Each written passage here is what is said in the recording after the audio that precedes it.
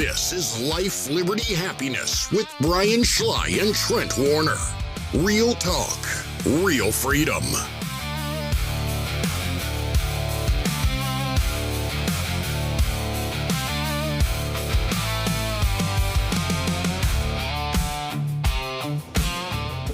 All right, everybody. Welcome to another episode of Life, Liberty, Happiness. I'm your host, Bryan Schley. Greetings from live inside the studio of the Counts Realty and Auction Group Towers here in beautiful Bedford, Virginia.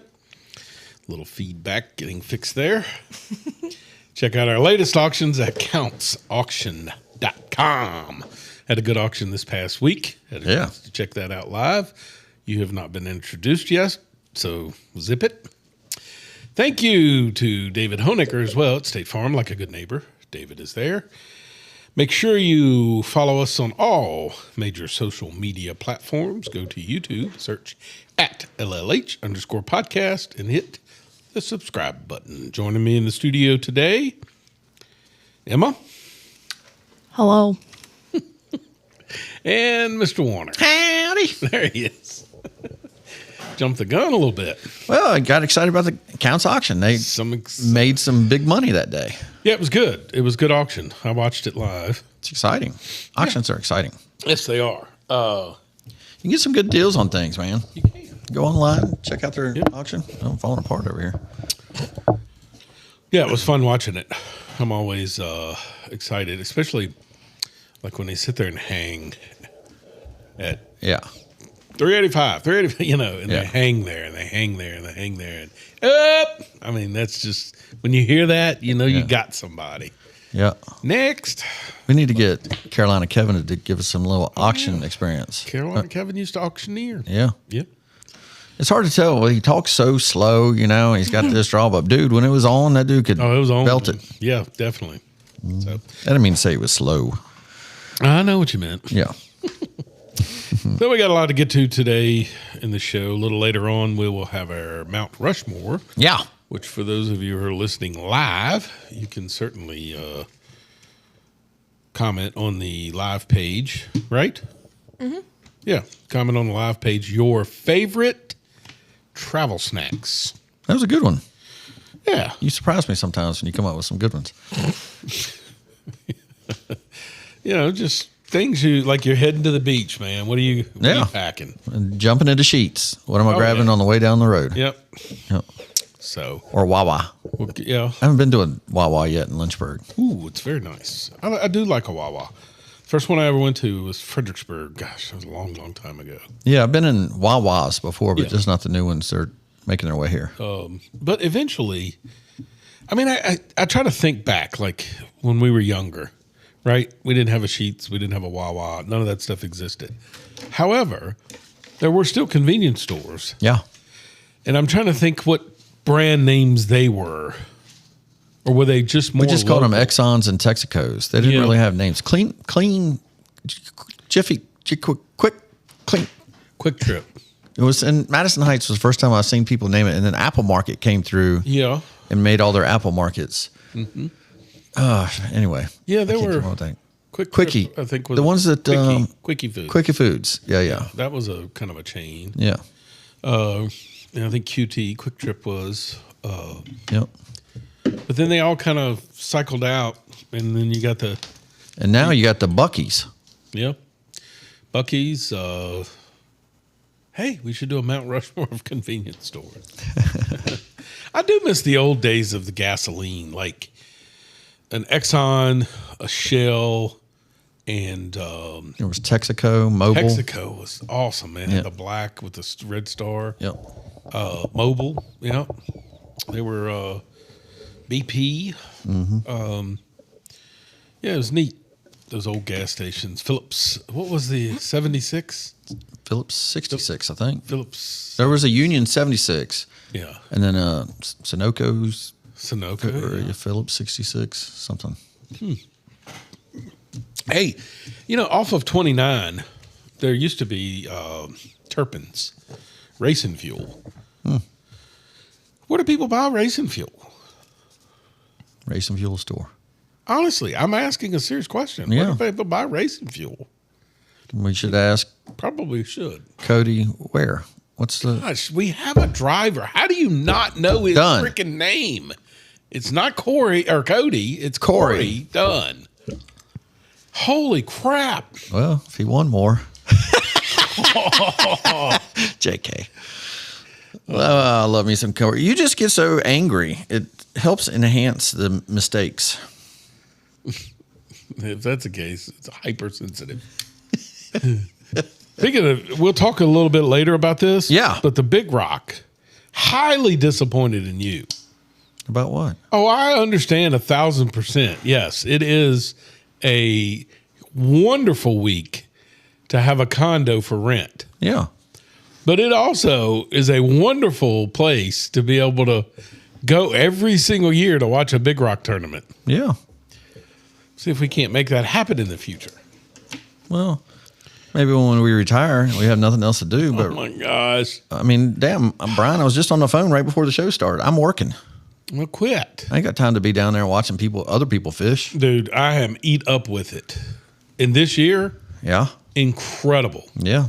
Like, it has by far been the best year, I think, ever in Big Rock history. And just for those of you who are curious, who do watch the Big Rock tournament, there will be weighing one in at around 5:15 in a few minutes. Oh, wow. So for those that don't know, the Big Rock tournament's down in Beaufort, Morehead City, North Carolina. It's all up and down North Carolina, really, the coastline. But people catch blue marlin, and they bring them in, and they weigh them into the city. And the crowd that is around the boats when they come in is, your word, phenomenal. Yeah. But they're packed, and then people know that a big one's coming, so people gather down there to go watch them weigh it in. Yeah. And it's like a rock event. Yeah, I love now, since we started paying really attention to it, mm-hmm. It's gotten bigger every year. Mm-hmm. What I love now is the camera angles they've got above, like drone. Yeah. Like it's a big deal. Like, yeah. And now you can see just how massive the crowd is. Before, it used to be pretty much there. Now it's gotten way. Yeah, it looks like a rock event. Yeah, it's crazy. But what's really cool, too, is for those that don't know, these are not just a fishing tournament like your regular bass fishing tournament. These are purses that are, the one that could win the 919-pound record is a $6 million fish. Correct. Literally, the captain's going to get $6 million, and whoever helped him invest. And their fees to enter the event must be huge. I think I heard that it was $1,000 per category, if I'm not mistaken. Maybe. Oh, I bet it's more than that. Maybe it was more than that. But so Marty and I have been down there for the lady Big Rock, which is the weekend before. Yeah, and she and I got up and just sat on the deck, and we didn't know what weekend. We just happened to take a weekend. And I've never seen so many boats in my entire life leaving at 6 a.m. Yeah. And they did that zipper thing where one boat goes in front of the other, just like you do in traffic, and they're all heading out to the ocean. Yeah. It was the coolest thing, man. It's incredible. Yeah. We'll talk a little bit more in depth about it later. Oh, good. Because I haven't seen that on the agenda. I got some serious stuff to talk about. Oh. So this is a lighthearted show. What does that mean? You said you're going to talk seriously. Oh. Well, serious. Moving on, backwards and forwards. All right. This past weekend, we had a river weekend. Yeah. All went well, I would say. We did some bathroom renovations. Mm-hmm. Some gardening. Got our knees dirty. Yeah. Actually, I didn't. You guys go down early on Friday and you get everything done in the garden. I just planted wildflowers. Uncle Perry was, listen, it was hot when we first got down there.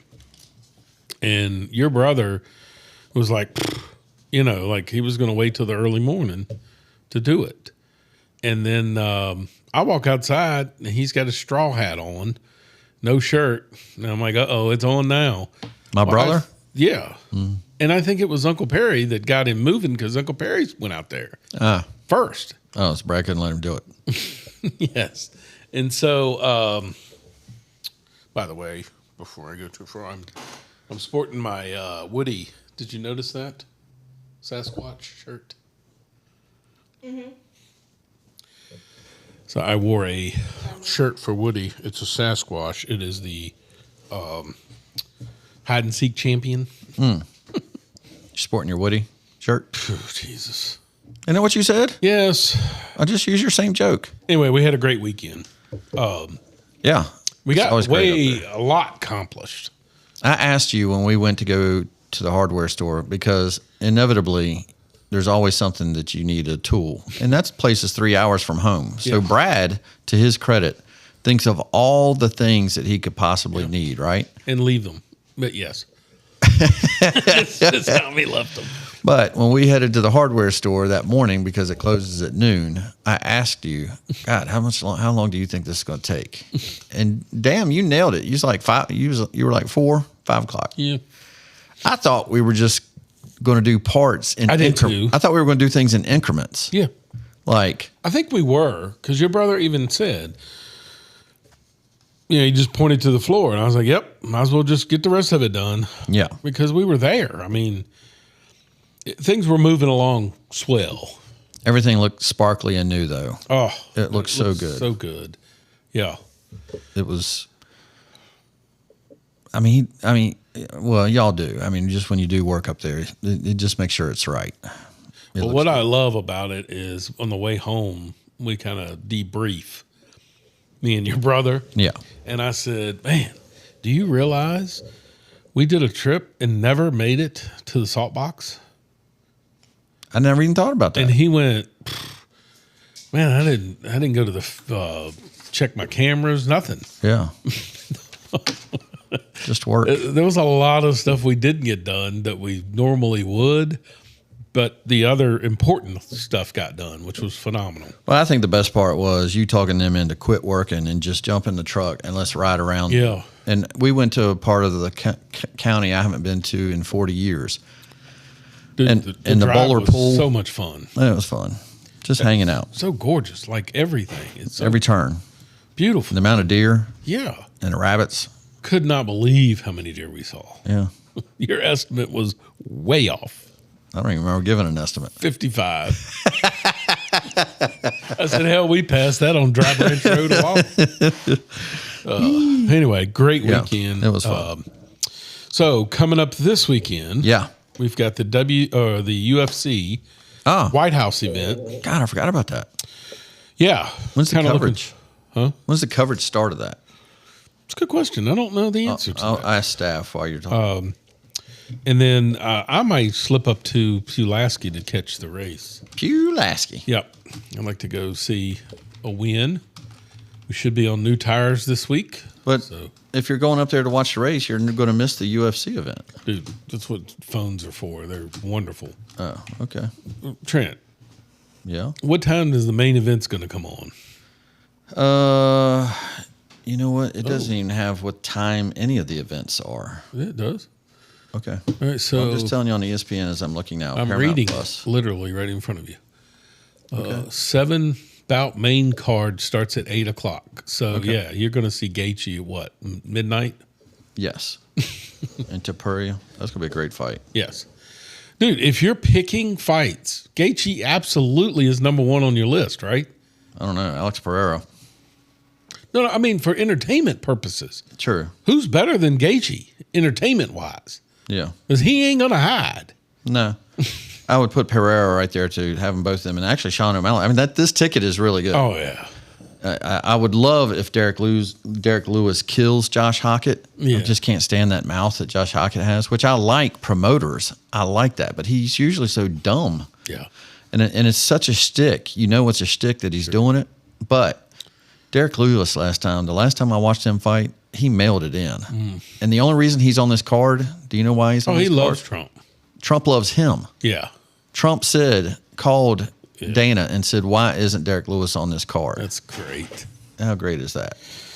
All right, so can't wait to watch that. Guy. So you've got you did a pool day as well on Sunday, didn't you? Yep. Got my floaty and went all the way around the pool. No, just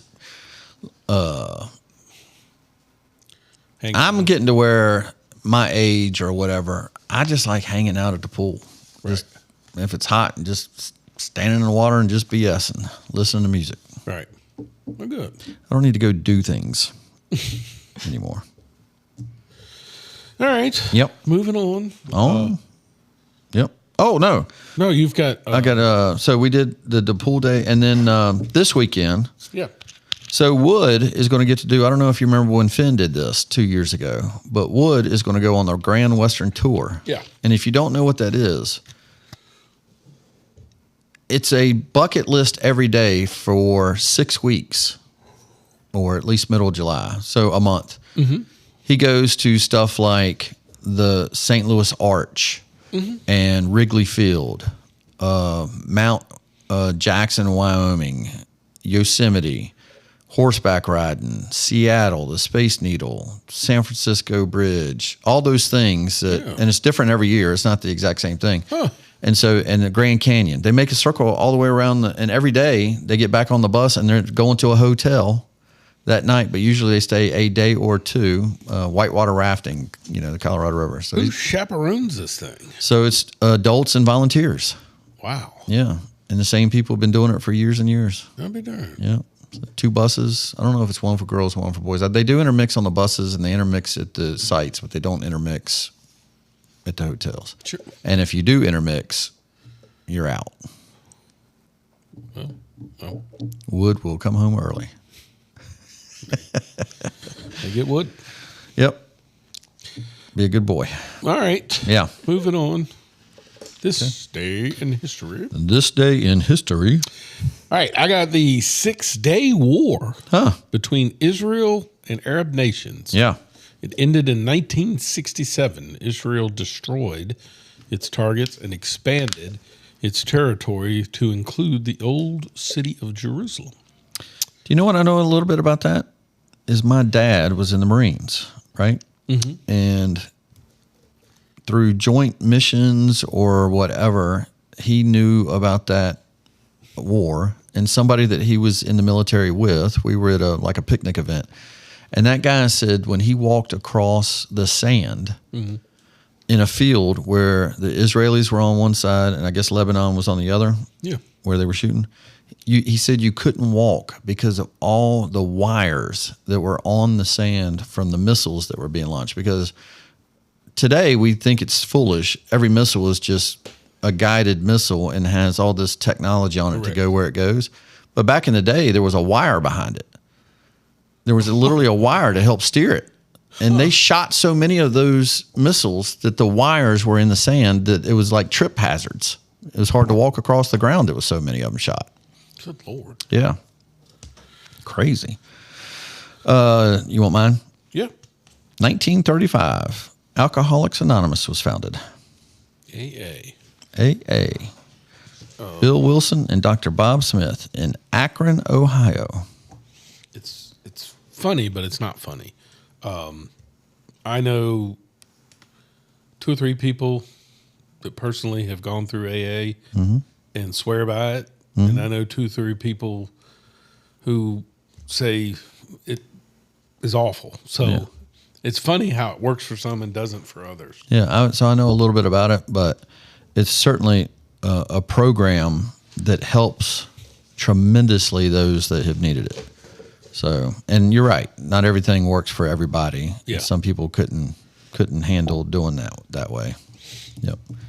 Yeah. And this day in history, I forgot to put it on your agenda. 76 years ago, Meemaw was born. Oh, happy birthday, Meemaw. Yep. That's awesome. Yeah. Hopefully you get a steak tonight. You're such an idiot. I mean, literally, I'm going to come across this table and just punch you. Why are you so dumb? Just saying. No, you are. All right, moving on. I mean, you're what a dick.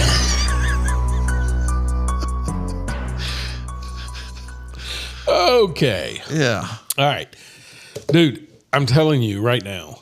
Okay. I am fascinated with Clarkson Farm. Yes. For so many things, so many reasons. It's entertaining, but dude, the information is so spot on and phenomenal. Yeah. And I know you probably don't appreciate it as much as I do. Maybe, I don't know. I think if you watched it, you would, especially with your business, what you're in. This sort of, while farming is not, your civil side is. It's still plots of land and development. But dude, so he took a trip this year where he took Caleb, who's the young farmer that basically runs his farm for him. Mm-hmm. So he took, that dude's never been out of his town, like other than a short trip to London, I think once. So he takes him to Denmark, I think.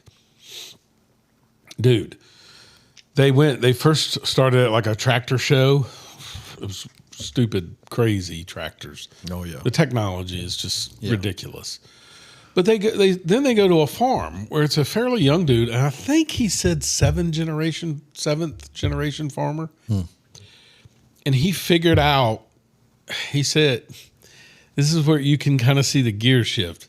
For how many decades farming was done just farming. I mean, that's what you do. Yeah, technology might, but this is the homie looks at his land and goes, I'm getting 70,000 potatoes out of this field.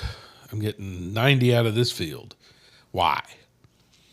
So now he takes sonar and does his fields and determines what deficiencies are in the field. And then the drone, wow, basically only fertilizes in exactly what it needs. Wow. So he's killed so many birds with one stone just by doing technology, right? And that was one farm. But then they went to another where it was in a city. Imagine this, a farm in a city where it was like 2 acres. And he had cattle like grazing in 2 acres of green grass. And then they go on this little walkway up to a platform that's over on they called it a sea, but I guess it's some sort of body of water. Okay. Well, the cows would just go in there and the machines would hook up and start milking them. Like they just went whenever they wanted to go. Oh. And then, but it was so, what I'm saying is that they used everything. So this was a floating barge that the cows would go in, milk themselves. And then one floor below that, they would basically capture all the manure and everything. And they used it. And I don't know how this works. And but they would pump seawater into this area, and they used the cow poop on top of these lines. Not. I mean, you had like copper lines, and the heat from the cow poop sometimes desalinate. How do you when you take salt out of the water? Desalinate. It would do that, and then they would drink the water. Oh my God! I don't know if I'd trust that. And then, who's the first one that tried that one? It was amazing just watching this whole process.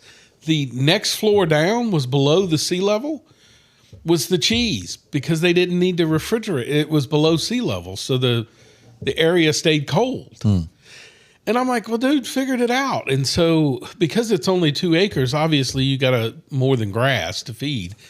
He got used bread and everything from the city. And I said, this is what I love. Is entrepreneurs, right, that figure this out. It's not for everybody. Right. It works for him in that environment, and it's genius. I just hate when everybody goes, oh, we should be doing this everywhere. Yeah. No, we shouldn't. Yeah. And it's so many interesting things like that. What's crazy about it is Jeremy thinks I'm going to do it, and then he wastes money because he doesn't know what he's doing. Oh, yeah. But I love the show. Oh, good. It's so informative and so funny. You reminded me, I've gotten 3 cucumbers, a zucchini, and I'm really disappointed in my crookneck squash. They came out the size of my thumb. Good Lord. 2 thumbs. I know. It shouldn't have. Then you go back and read the happened. package where it was miniature. Yeah, exactly. I did something dumb. I guarantee you I did something dumb like that. You have a garden Yeah. at your house? So do I. End of the deck. Oh, what do you have? I have red, yellow, and green peppers. I haven't got a pepper to grow yet. Jalapenos I did. I think those grow a lot quicker. Yeah. And then I have green beans, squash, and zucchini. Very good. Nice.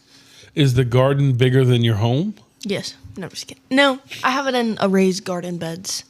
Nice. It's kind of what I did too. Caitlin and I went and got the wood for it and then got manure in the soil, put it down, Yep. and I just started planting. That's exactly what I did. Good for you, Emma. Very good. Because those are like all the vegetables I use on a weekly basis. So I was like, So you cook? a lot, yeah. Okay. Got to feed myself. You cook for Father David? I did. Monday, my oven apparently does not work. Found that out in my tiny house. Uh-oh, So, here we go. I had everything. These slumlords. Who are these people?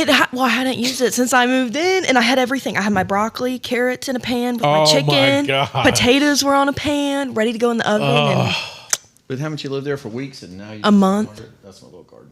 oh, that's cute. Yeah, I haven't needed it yet because I don't cook a lot of sheet pans. Usually, I just do it on top of the stove. Yeah. But then I made a stir fry on top of the stove too. But Cool. Friends and neighbors? Yeah, finally. Done. I've not, so let's not spoil it. But is it worth continuing? Yeah. I'll watch another season of it. All right. It's not bad. If I had to use a word, sometimes I don't like the show because some episodes seem far-fetched. Right. That one seemed a little far-fetched, but not enough to make me not stop watching it. Okay. That chick alone makes me want to watch it. Amanda Pete? The one that last season tried to kill her husband and blamed it on Yeah. whatever her name is. Yes. That's who's Amanda Pete? She's the main character. That's the main character? I thought Olivia Munn was the main character. Oh. Okay. I would have thought Olivia Munn was the main character. But All right, I could be no, wrong. it's- But Oh my gosh, she's anyway, a new girl. she's the smoking one. So I would watch even if it's just her. And your wife, before the show, got me to remember, I watched the documentary. Remember the guy that I always say I watched, Trey Nesbitt, I featured him on Yes. TikTok? Yes. He talked about another documentary that he watched. And I realized he's a real movie geek. Like, Yeah. he likes the stories that make you think. And sometimes I don't want to think. Right. And so this was called To Catch a Predator. And I bet you will love this because you watch Dateline NBC all the time, right? Love it. Yes. Okay. In the 2000s, there was a show called To Catch a Predator. Okay. And the guy, Chris Hansen, who hosted Dateline, would have these decoy people, online predators. Yes. He would have them come to the house. Oh, wow. And they would greet the 14-year-old boy or girl that they thought they were meeting, which was not. It was just somebody that looked young but was old enough. Yeah. But they were like a decoy. And the predator would come in the house, and Chris Hansen would walk out and go, "What are you doing?" Dude. And then they would just admit. They would just admit it on air.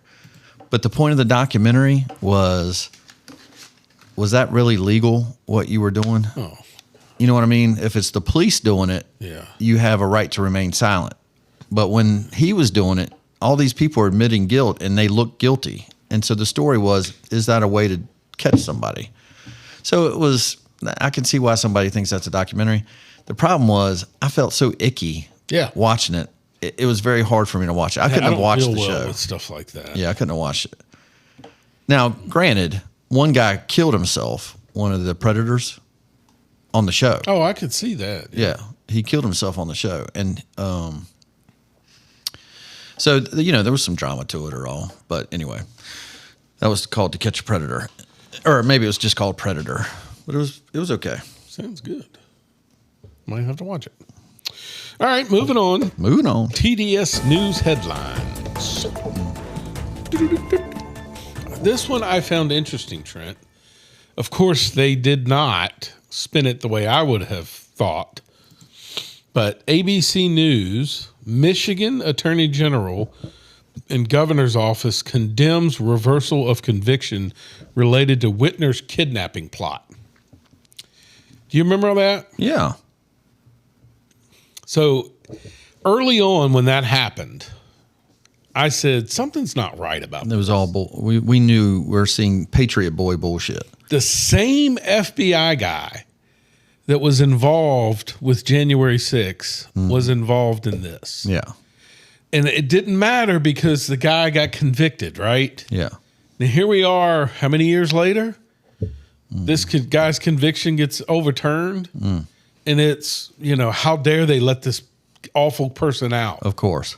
Instead of, yeah, what really went on?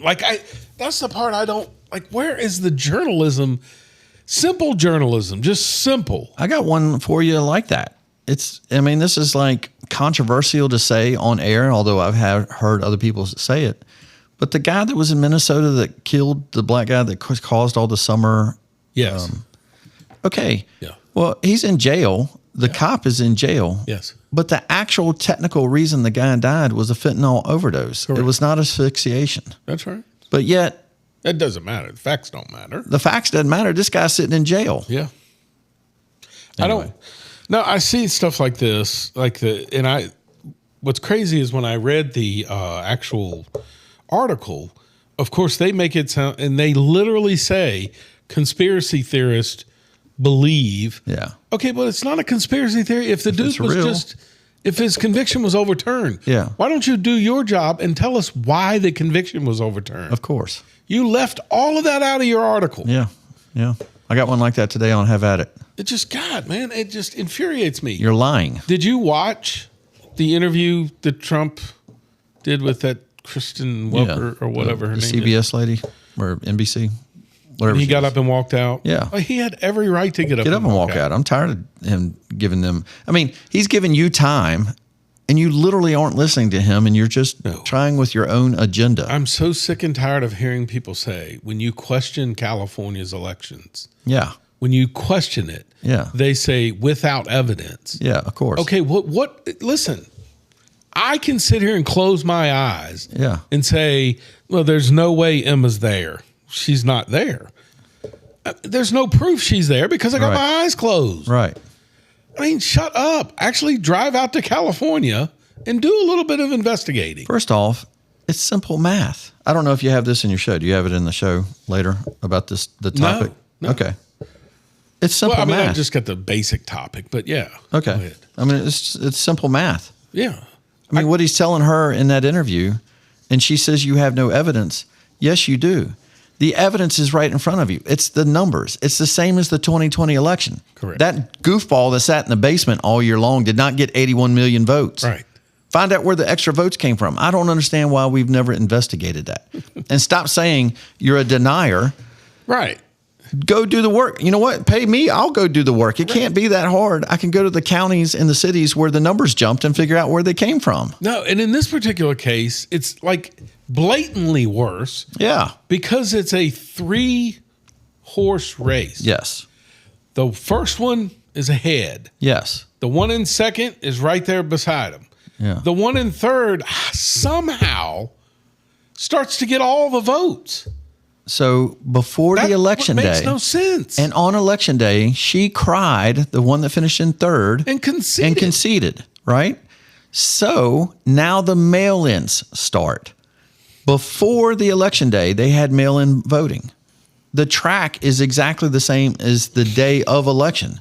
Bass wins, Pratt is second, and this woman is a distant third. How is it that after the election day that the mail-ins can flip-flop? Bass is getting beat by this third place person. Impossible. It is a lie in front of you, and you're just saying we're not investigating it, so you're a denier. Right. Well, I'm not denying it. I can see the damn numbers, you idiot. And the problem with it is it doesn't matter how you scream about it or I scream about it. Exactly. The only way something like that changes is if Nate Silver says it, Bill Maher says it, and enough liberals go, all right, dude, this is wrong. Eventually, and you think maybe somebody gets pissed off enough that has lost their home in a fire or loses a loved one because of ineptness leadership, that eventually they go, stop, man, enough's enough. Yeah. Maybe. I don't know. Of all the things that the FBI could be going after. Yeah. Election integrity is the number one thing. We've been saying that on this thing for years. How is it not being investigated? It seems like it's an easy answer, right? Yeah. No, I agree. I don't get it. And for the people to say, looking at the signatures, is important, and it takes time. Stop. Come on. Florida counts them. Right. Everybody else counts them. And you got a video coming later on that's just going to scare the piss out of people. Yep. People who care. Yep. All right. Yes. Second news headline. Okay. NBC News. Trump downplays inflation concerns as rate hits highest levels since 2023. Left out the levels of 21, 22. Right. Exactly. And his response is what I love. Yeah. Yep. As soon as we get finished with this war, it'll all be back and be better than ever. Yeah. Which we'll talk about that a little bit later. Yep. We were heading in a good direction, and we diverted a little bit to take care of something important. Yep. That's what you want your leader to tell you is the truth. Yep. Yep. CBS News. Bill Gates appearing before a House committee investigating Epstein. God, do we care? How many House committees can we be in front of? For what? Epstein. Even if he walked in and said, yeah, I did it, the House is not going to arrest him. No. Right? Like, what are we doing? Yeah. All right, let's get on to something a little lighter in matter. Okay. This is our TikTok shout out this week. All right. This was one of your favorites. It took me a while to find a video of him where he wasn't cussing every other word, but he is funny. Okay. And this is he's basically a black farmer, but he's a funny black farmer. Okay. And his name is Famadan. What kind of following does he have? Oh, it's good. Can you? I'll look at it after. Okay. Well, all right. Go ahead. Play the video. Cut one. Right. She didn't got out. I saw how she got out, so I fixed it already. So I'm trying to get her back over there, but I got to be quick. I got one chance to grab her foot. Goat farmer. Oh. You finna go back over there. Go back over there. You shouldn't have cut out. Got one chance for this shit. Come on. Come on. There you go. Now she back over there. Where that baby at? Come on, Where that boy. baby at? Here you go. Now she can't get out no more. Do you watch him? He's the one that has the goats on the roof. Yeah, he's got everything, and it's so funny. He is so good. Fondama. Falma Don. Don. Falma Don.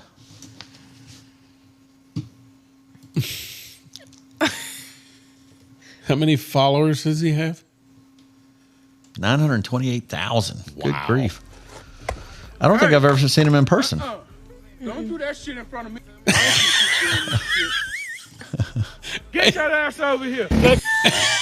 You know, He is the funniest. do you know who I'm going to play next week? Who? Similar. The chubby beard guy. Oh, I love that guy. For some reason, he's back on my algorithm. As soon as I saw him, I was like, yes, I get to show him on the show. I love that dude. I love their TikTok shout outs, man. Yeah. They crack me up. So check him out if you get a chance. Yeah. So much fun. You'll laugh. All right, moving on to sports.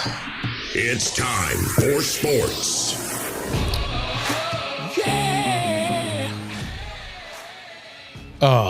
Sports. We will start with the Stanley Cup. Yes. Man, it has been like, I would say early 80s. No, mid to late 80s. The NBA Finals, I kind of looked forward to. Yeah. Because you knew it was going to be a battle. Mm-hmm. This, you don't know, because I'm not a diehard hockey fan. Yeah. There's zero chance that this series has disappointed anyone. Right. It has been absolutely riveting. Yeah. So you went to game one. Yes. Game two, Carolina won. Yeah. Game three, we watched at the river. Yeah. You remember how that went? We were down 4-0. 4-0. Scored 4 goals in the third period. Third period. But lost. Yeah. We couldn't stay awake. Second overtime. And as great as it was, we're just too old. Yeah. But phenomenal. And then last night, man, Grayson and I did the chest bump on the fourth goal that you and Kevin Schley did, Carolina Kevin, 40 years ago. It's just been an incredibly well played, like both sides, just phenomenal. Yeah. And I mean, you can't ask for a better hockey game. How cool was it that Carolina down 2-1 would throw in a rookie goalie? Crazy. And that guy, I didn't realize he was that good. Yeah. It was kind of interesting. Why, if he had that good a run, why wasn't he in the playoffs in the first place? I mean, I've heard them before talk about like being a goalie is like a game of runs. Like you have to be, and it's not uncommon for them to pull a goalie in the Stanley Cup. Yeah. It's weird, like if you pull your cleanup hitter in baseball, right? Yeah. But apparently it's not uncommon. Yeah. What is who they go back with. Because you just won to tie the series up 2-2. Yeah. Now what do you do? Did you see the interview after the game when they talked to him? No. So he came off. I forget what his name is, but they came off, and he's a rookie, but he's 28 years old. Oh, wow. Spent his whole career in the minors. So this year was the first time that he'd got to play in the NHL, and I think he broke a record for the first goalie to 10 wins. He got 10 wins in 11 games. Oh, wow. And then he got like 25 wins in 30 games, something like that. He was on a heck of a roll to start his career. And then he wasn't playing. But when they go to talk to him, he was the happiest-go-lucky guy, just so happy that we won. Just be a part of it. She said, now, the tough question, do you get to play Game 5? And he said, do I look like whatever the coach's name? Oh, do I look like Rob Brendan Moore? Yeah, do I look like Rob Brendan Moore? Yeah, go ask Rob. And he just was so matter of facts about it. That's cool. And I'm telling you, man, what the NBA has lost, Yes. the NHL seems to be picking up. Yes. I don't know if that's true or not in the ratings or any of that. I don't know if that's, but I'm telling you, it is something about that sport that is just really good. It is. But here's what I'll tell you. Just watching the two, because we'll roll right out of that. That series is tied 2-2 into the NBA. Knicks were up 2-0. They're coming home. This is a massive deal. Yeah. You could tell, like the pregame show, listening to Charles and them talk about having goosebumps. Yeah. You knew this was special. Yeah. Like this was a big deal to everybody. President is there. Yes. The president's there. And I loved that they brought up Adam Silver. I am not a fan of that dude. Yeah. I think he's awful. He let woke. However, it was great that he didn't dodge the question. Yeah. He could have just simply answered when they asked about President Trump. He could have just simply said, look, it's nice to have the president of the United States here. He didn't say that. He said he's 20-year front row seat guy. He's a Knicks fan. He's a New Yorker. Why wouldn't we They have keep it? acting like he's not a New Yorker. The guy is a New Yorker. He actually acts like a New Yorker, right? Correct. And so it was refreshing to hear the commissioner say that. And you almost felt it from him. We need this. Like we need everything. Yeah. This is important to us. Well, how often do we hear that just because somebody is pro-Trump, they've alienated half their base? Right. You never seem to say it the same way the other way. Correct. Yeah. Exactly. Now, here's where it's different.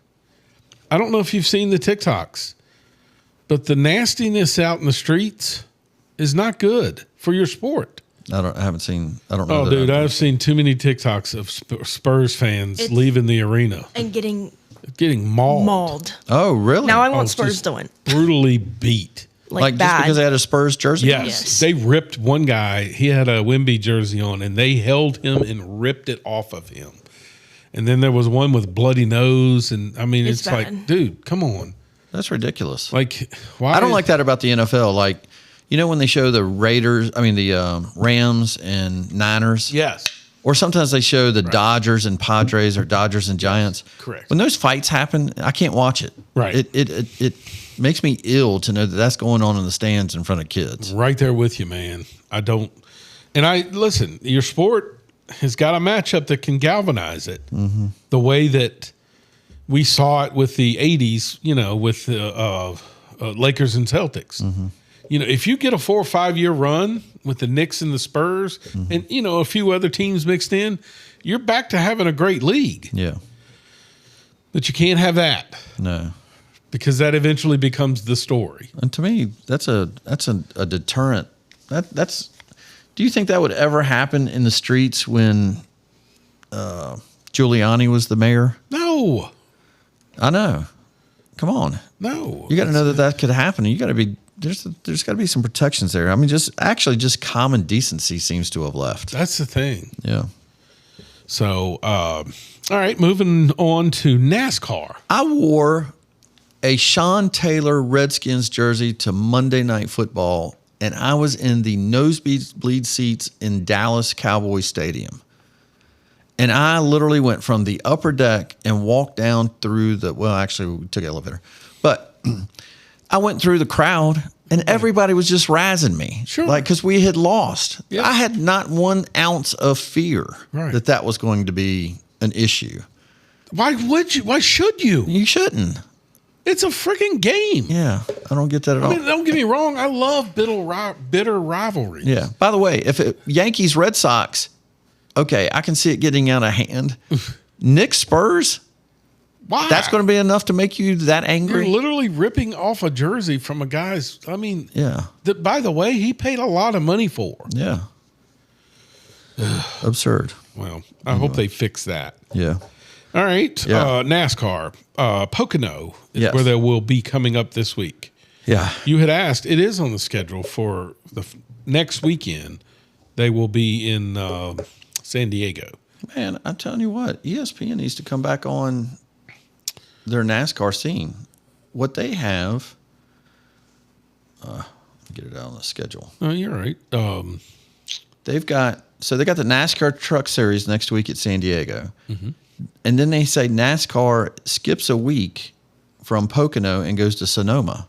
No. They don't show the NASCAR truck unless it's like the first. No, it wouldn't be that way. I'm telling you, the ESPN thing is wrong. I was confused by that. This is NASCAR Truck Series at San Diego on the 21st. It doesn't say NASCAR. Anyway, yeah, they're at Pocono this week. Yeah. Which I'm excited about. Oh, I forgot to make my picks. We got to make our picks later on when Kevin comes on. But this past weekend, Denny Hamlin won, and it was a good. Believe it or not, it was a good Michigan race. I was having such a good time at the pool day. I completely forgot, and I started grilling. I think I had it on, and I saw the celebration.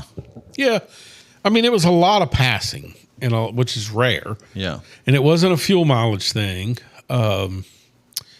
And Carson Hocevar caused a stink, so it had all the elements that you need. Dude, it's what I love about Carson that I think eventually people will love more. I don't know. So he literally wrecked and took out a bunch of good cars, right? yeah. Of course, he doesn't get hurt. But he had said on his audio, it felt like they checked up and I was trying to avoid it. And when I did, I hooked the back bumper of a car and turned them into people. Very well could have happened. Of course, everybody is piling on, right? Yeah. Just, and then afterwards, Bubba Wallace comes and sits down beside him, puts his arm on him, and then lectures him. And so then they ask Bubba about it, and he said, basically, I just told him, look, you're fast. You're great. You're all these things. You just got to calm down. And I'm so tired of hearing people say calm down. Yeah. Let me just ask you right now. Richard Petty, I've heard people talk to Richard Petty about Dale Earnhardt. Mm-hmm. And you know what Richard Petty says? Couldn't stand him. You know why? Because he wrecked people. But do you think Richard Petty ever went over to Dale Earnhardt and said, I need you to calm down? Right. Earnhardt would have told him screw off. Yeah. Which is what Hocevar tells them. By the way, Bubba Wallace is the last person that I would have taken exactly that issue from. He's the one that's hooked more people into the dude. It's awful. Yeah, and so I do love that Dale Earnhardt Jr. says, "I know y'all don't like it, but I love it. It's what we need." Yeah, I don't want him to change. Mm-hmm. And I'm like, I don't think he cares what any of you people think. Yeah. The one guy that I think honestly does not care is him. I mean, Ross Chastain used to be that way, and I don't know what happened to him. I just think their cars suck. Yeah. But I did hear a little bit of in-car radio of SVG. Did you see any of that? Mm-mm. Where his crew chief he literally radioed in and said, "I can't drive this thing." Huh. And so he's like, "So what do you need?" And he said, "It's unraceable." And he goes, "So what do you need?" And he goes, "I don't know what to tell you." And the guy said, his crew chief goes, "Then maybe you shouldn't be out there. Maybe you should just bring the car in." Oh, wow. Dude, that was my face. Like, what did you just say? Like, homie's going to win you probably 4 races this year. Wow. Maybe you should calm down a little bit and save that for the meeting on Monday. I thought it was totally inappropriate. Oh, shouldn't have put that on the air for sure. No, they got to know that everybody's listening. Yeah. All right. We'll have our picks later on when Kevin comes up. Okay.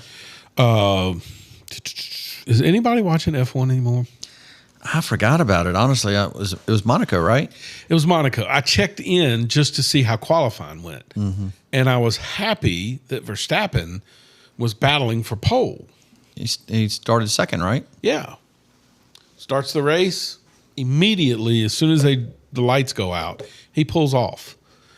Car wouldn't move. And I'm like, when will people start to say, boy, they do miss Christian Horner? Oh, yeah. Nobody says it. I've not heard one person mention Christian Horner since he left. Yeah. And I'm thinking to myself, I would love if he joined Cadillac. I would, but do you think he's really going to rebuild again? Like, that's what people do. He's too young to not. He is too young. He shouldn't be. He shouldn't be out of. First of all, he still should be at Red Bull. Yeah, and that was dumb. Whoever thought that was a good idea. But especially, like, I think people forget they were in the process. They went from Honda to Ford engines, which basically is their own engine. They just put Ford's name on it. Yeah. But all of that stuff is going on, and you're going to take your fearless leader and say, we don't need you anymore, and you're going to try to think that somebody else is going to have that figured out? It certainly hasn't worked. I was shocked to find out last week was his first podium, week before last. Oh, Verstappen's? Of the year. Yeah. And we're okay with that? Yeah. No. All right. Yeah. Local. Yeah.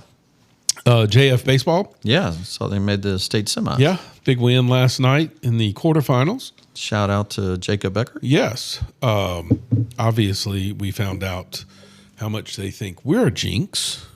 Didn't ask us to come back. Didn't ask us to broadcast the game because the last time we did, they lost. Yeah. And well, you were a part of that. Yeah. So, but congratulations to them. Yeah. And good luck in the semifinals. Yep. And the quarterback for LCA. Yeah. Committed to South Carolina. Yeah. That's crazy. I know it's still early. I mean, I guess you can commit to other places too, but. Where did that kid attend high school before LCA? I swear he's the kid that started at Radford. I'm pretty sure, right? I think so. Yeah. Imagine that.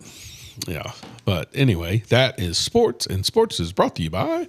Need insurance in Bedford? I'm David Honecker, your local State Farm agent. Whether it's home, auto, or life insurance, we've got you covered with personalized service and great rates. Let us help you protect what matters most with the reliability and trust of State Farm. Call us today at 540-586-8194 or visit our office that is conveniently located at 1232 East Lynchburg Salem Turnpike in Bedford, right beside the Walmart. We are your go-to State Farm agent. Like a good neighbor, State Farm is there. Call us today. It's time for news.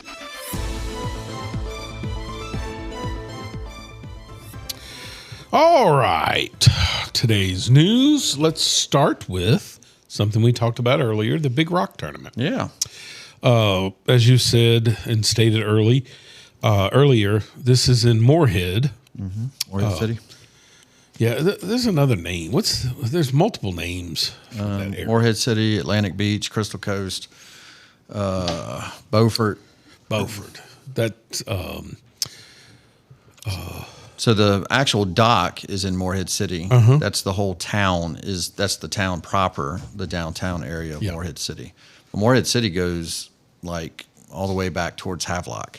Okay. So it's all Morehead City, but the downtown part where all the where the fishing boats are and where the dock is, that's Morehead City. So I remember we used to go many, many years ago, and I was telling Logan and I had to go to Richmond yesterday, and I was telling him the story about our first ever trip, deep sea fishing, which was an absolute, what's the word? Accident. Yeah. I mean, it was not supposed to happen that way. Okay. We were going to rent a boat, and none of them were available but this little tiny boat. Remember, it had no AC, nothing. That's all that was available. Me and you went down to the dock to check out the boats, but nothing was there, and it was because they had a big tournament in Hatteras. But there was a little boat that was available, and she said, the lady, she was like, yeah, it was $600, I think. It wasn't outrageous. So we booked it. We left, and she called you and said that Captain Thomas had decided that they were not going to fish in that tournament and that he was available if anybody was interested. Okay. And you said, yeah, we'll take it. And she's like, now, wait a minute, it's expensive. And you're like, what the hell, let's try it. And that's how we ended up on Captain Thomas's boat, the Dancing Outlaw.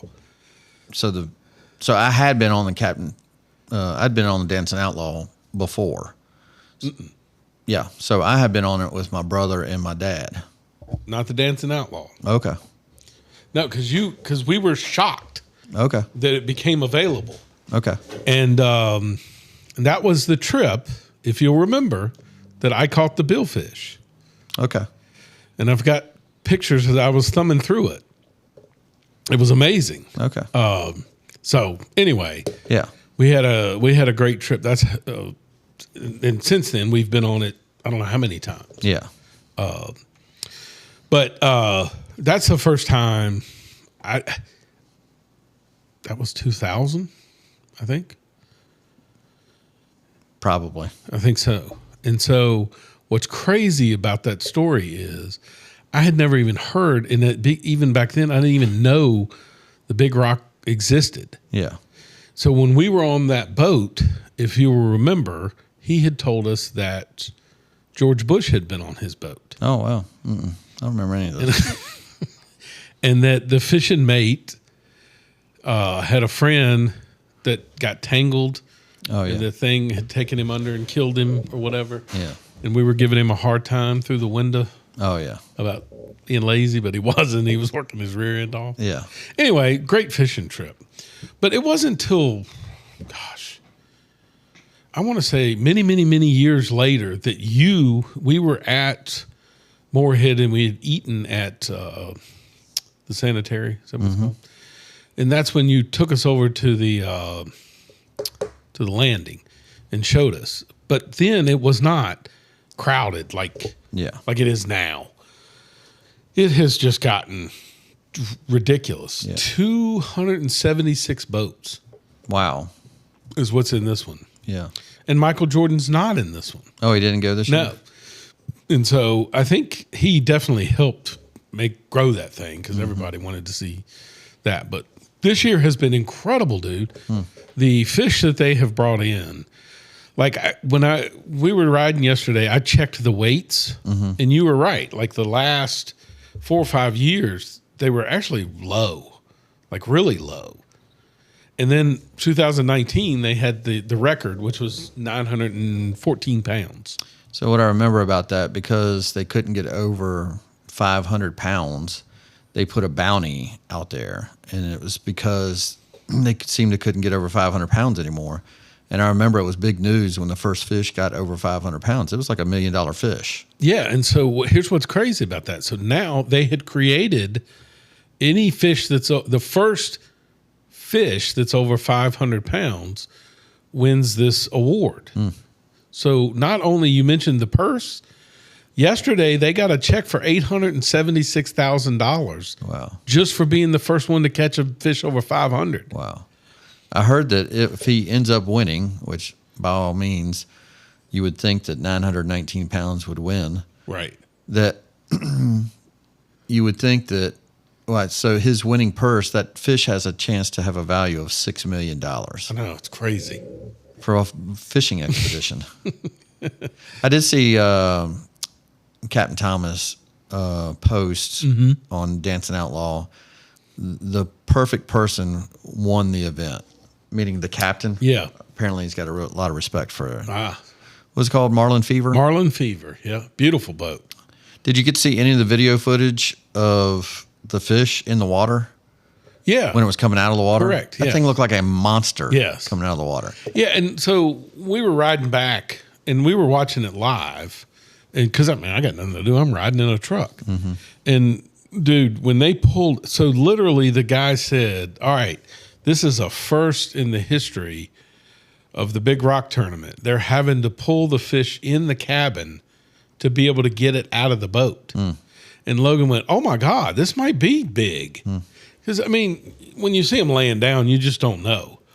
They had to pull it in the cabin to get the tail over the rear end of the boat. When they started pulling is when you realized, this is going to be massive. And when they announced 900, it was like, I saw they posted a picture that it was on its way in to get measured. And they showed one of the mates, and he was laying on the fish. They had the blanket over the fish. yes. He was laying on the fish. His feet were at the end of the tail, and he had his hands as far up as he could. And there was still the body and the head of the fish. It was that long. It's absolutely amazing. And it's like, I know, like Emma's probably reading a book right now thinking this is crazy.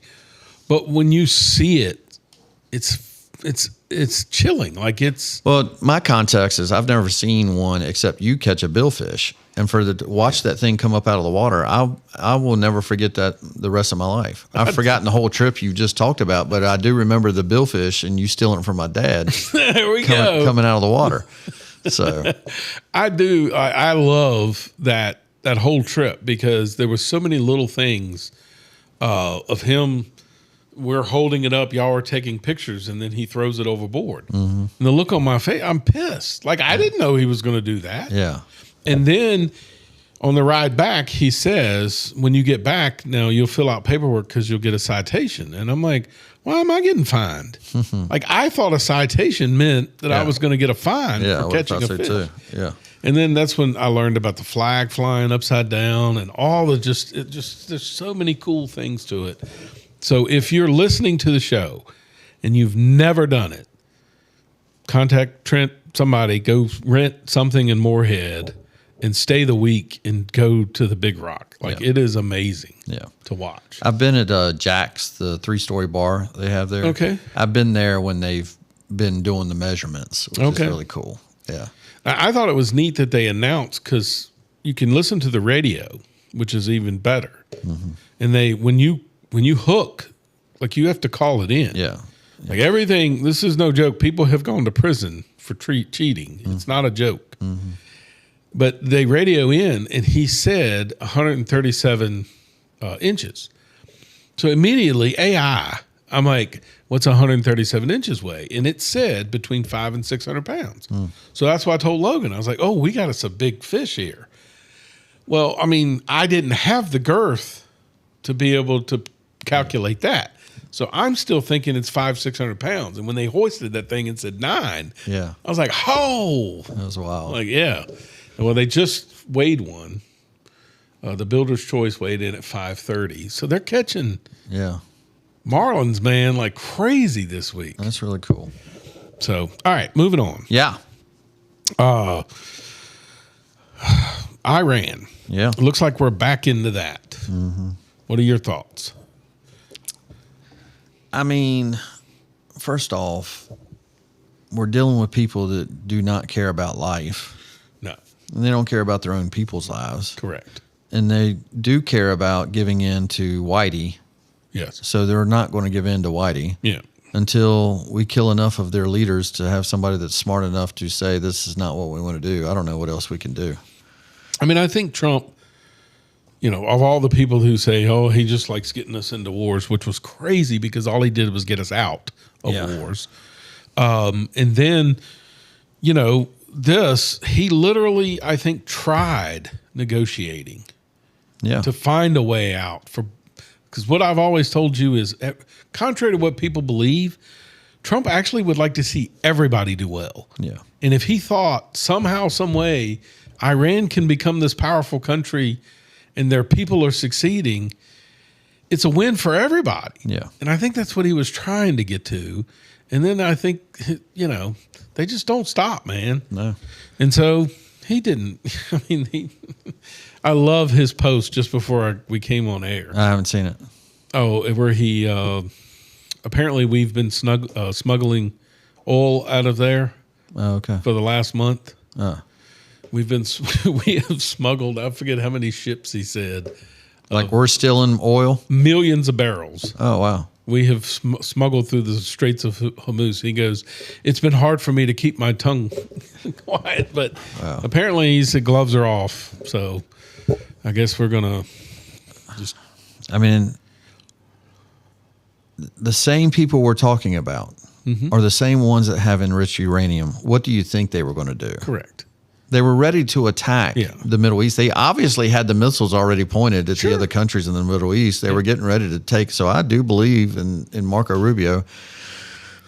And you know what? I do think I'm always tired of us pussyfooting around. Correct. If you're going to do it.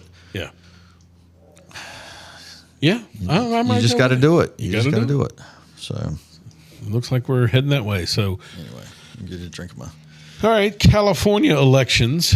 We'll talk briefly about that. Just what a absolute joke it is from top to bottom.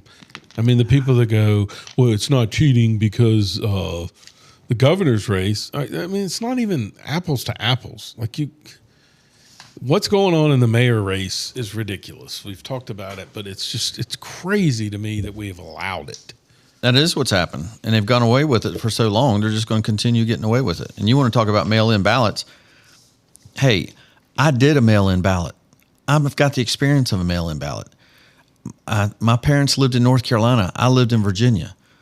I was an out-of-state student, but I mailed it into North Carolina. Yeah. But I did it on time and ahead of the election. Yeah. What's crazy about it is you can go to California, and they show you the ballots that haven't been counted yet. Yeah. Like not the individual, but the number. Dude, just look at it. It's like, I'm just going to use numbers, but it was like 1.7 million votes on election day, right? Yeah. And then it was like 1 million for mail-in ballots before the election. Yeah. Dude, it was well over 1 million votes after the election. Yeah. What? First of all, what part of that sounds remotely fair? And even if it were fair, if it was legit, let's say they all came in ahead of the election, right? Let's say they were all postmarked and they came in ahead of the election, which, by the way, doesn't have to happen. You can mail it after the election. You just have to write in the date. Right. They don't even care about the postmark of the post office. If you handwrite the date in, they still accept it. I mean, how can that even be your law? But that isn't even the worst part. If you had done that and you could still do Bass, Pratt, and whoever the third place lady is. Yeah. Before the election, that's the order that it came in. Yeah.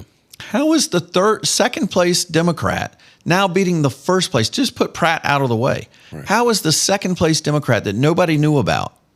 Knew who she was. How is she beating the first place Democrat, but not enough to overtake her? Correct. She was just so far behind that the new votes, she's doing this, she's climbing, so that just enough to get past the second place guy. Dude, it's just so, I don't know the word, like it's demoralizing that we've allowed the one thing that should be the most important. You know what's not demoralizing about it? I'm sorry, I didn't mean to cut you off. It's the weirdos in California. Yeah. You know what? Just continue. Yeah, exactly. Just get what you deserve.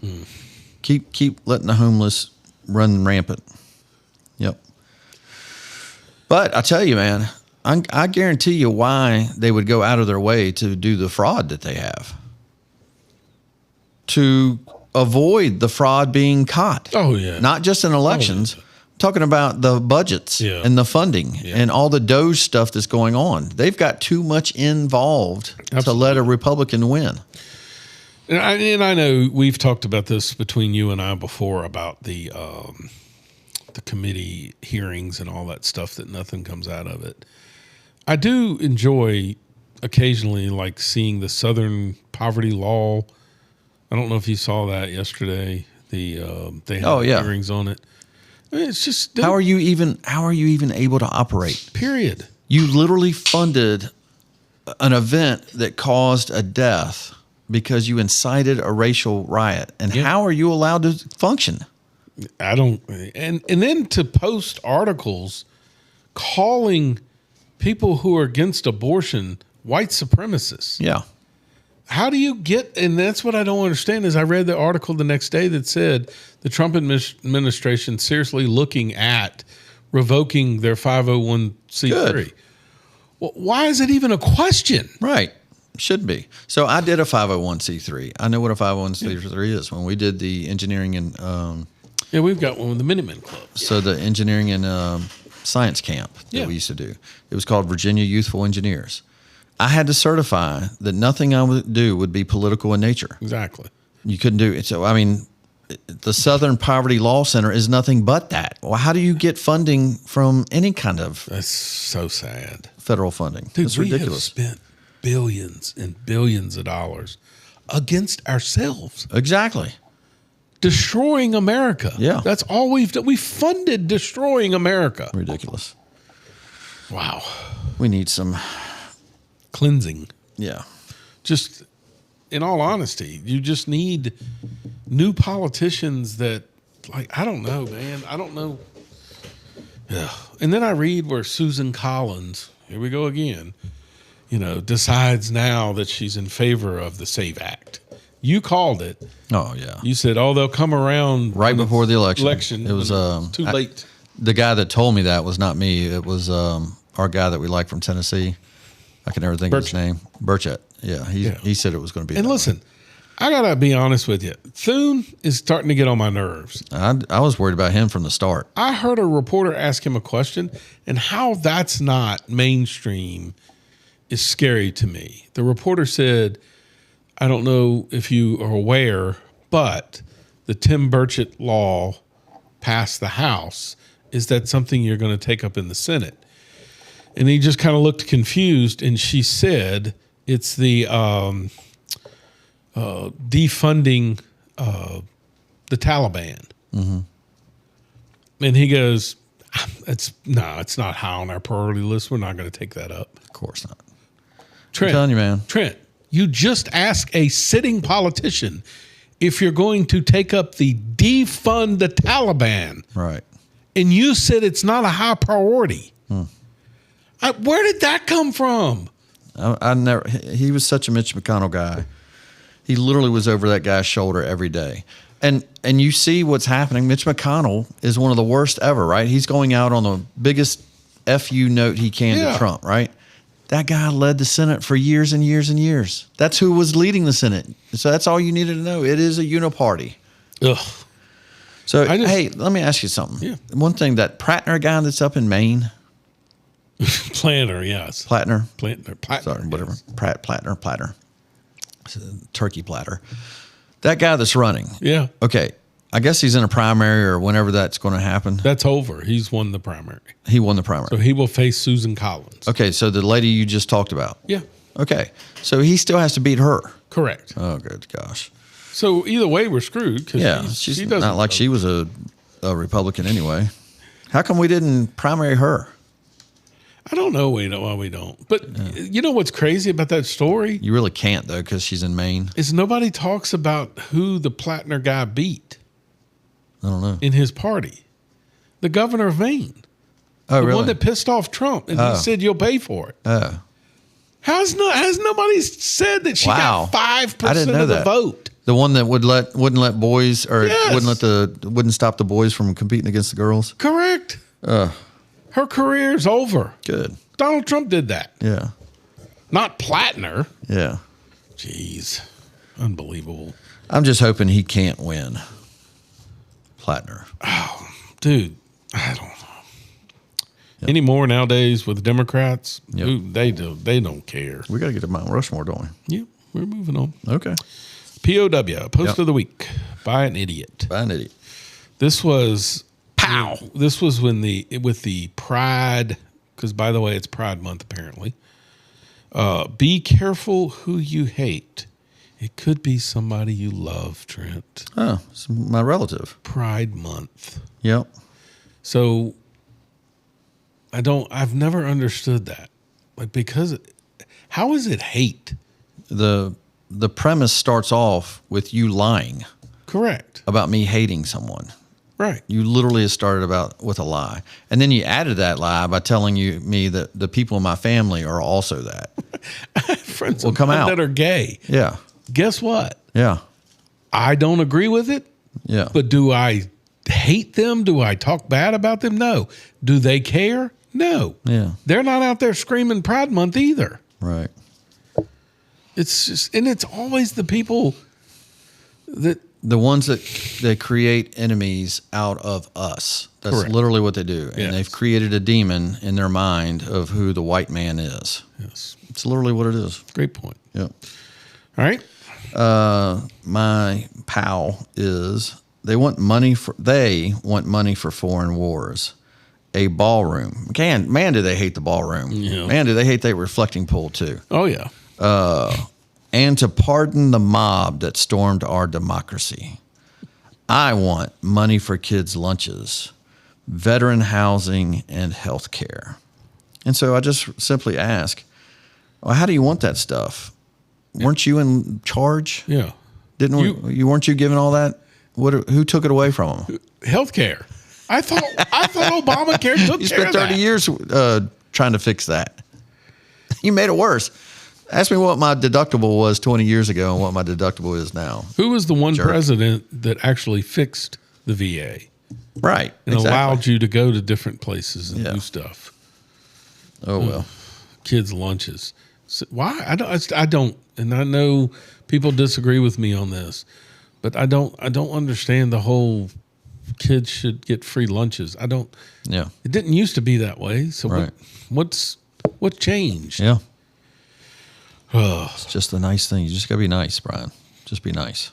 Dude, I'm telling you, the more I see DC, like it has turned into a beautiful place. Mm-hmm. And it's like we could have that in Baltimore. We could have that in New York. We could have that everywhere. Safe and pretty. All it took was the right president. All right, this week's Killed by an Immigrant. Okay. Danny Sharp. Yeah. He lived in Georgia. He was killed by an immigrant, and I don't even know how you start to say his name. Janamajoy. Sounds Jansasoy. Sounds like a Johnson. He received. He was an illegal immigrant that came in 2022 through the border. Okay. He received his final deportation orders 2 weeks prior to the accident that killed Mr. Sharp. Had they just turned him over to ICE, none of this. That guy would still be alive. Awful. So, again, this is our win-win-win portion. We're going to win-win-win, and we're going to make America great again. Right on. So instead of Trump, this is one of his employees that wears many hats and apparently shoes. But this is Marco Rubio, and I love this was great listening to this. Go ahead, cut to.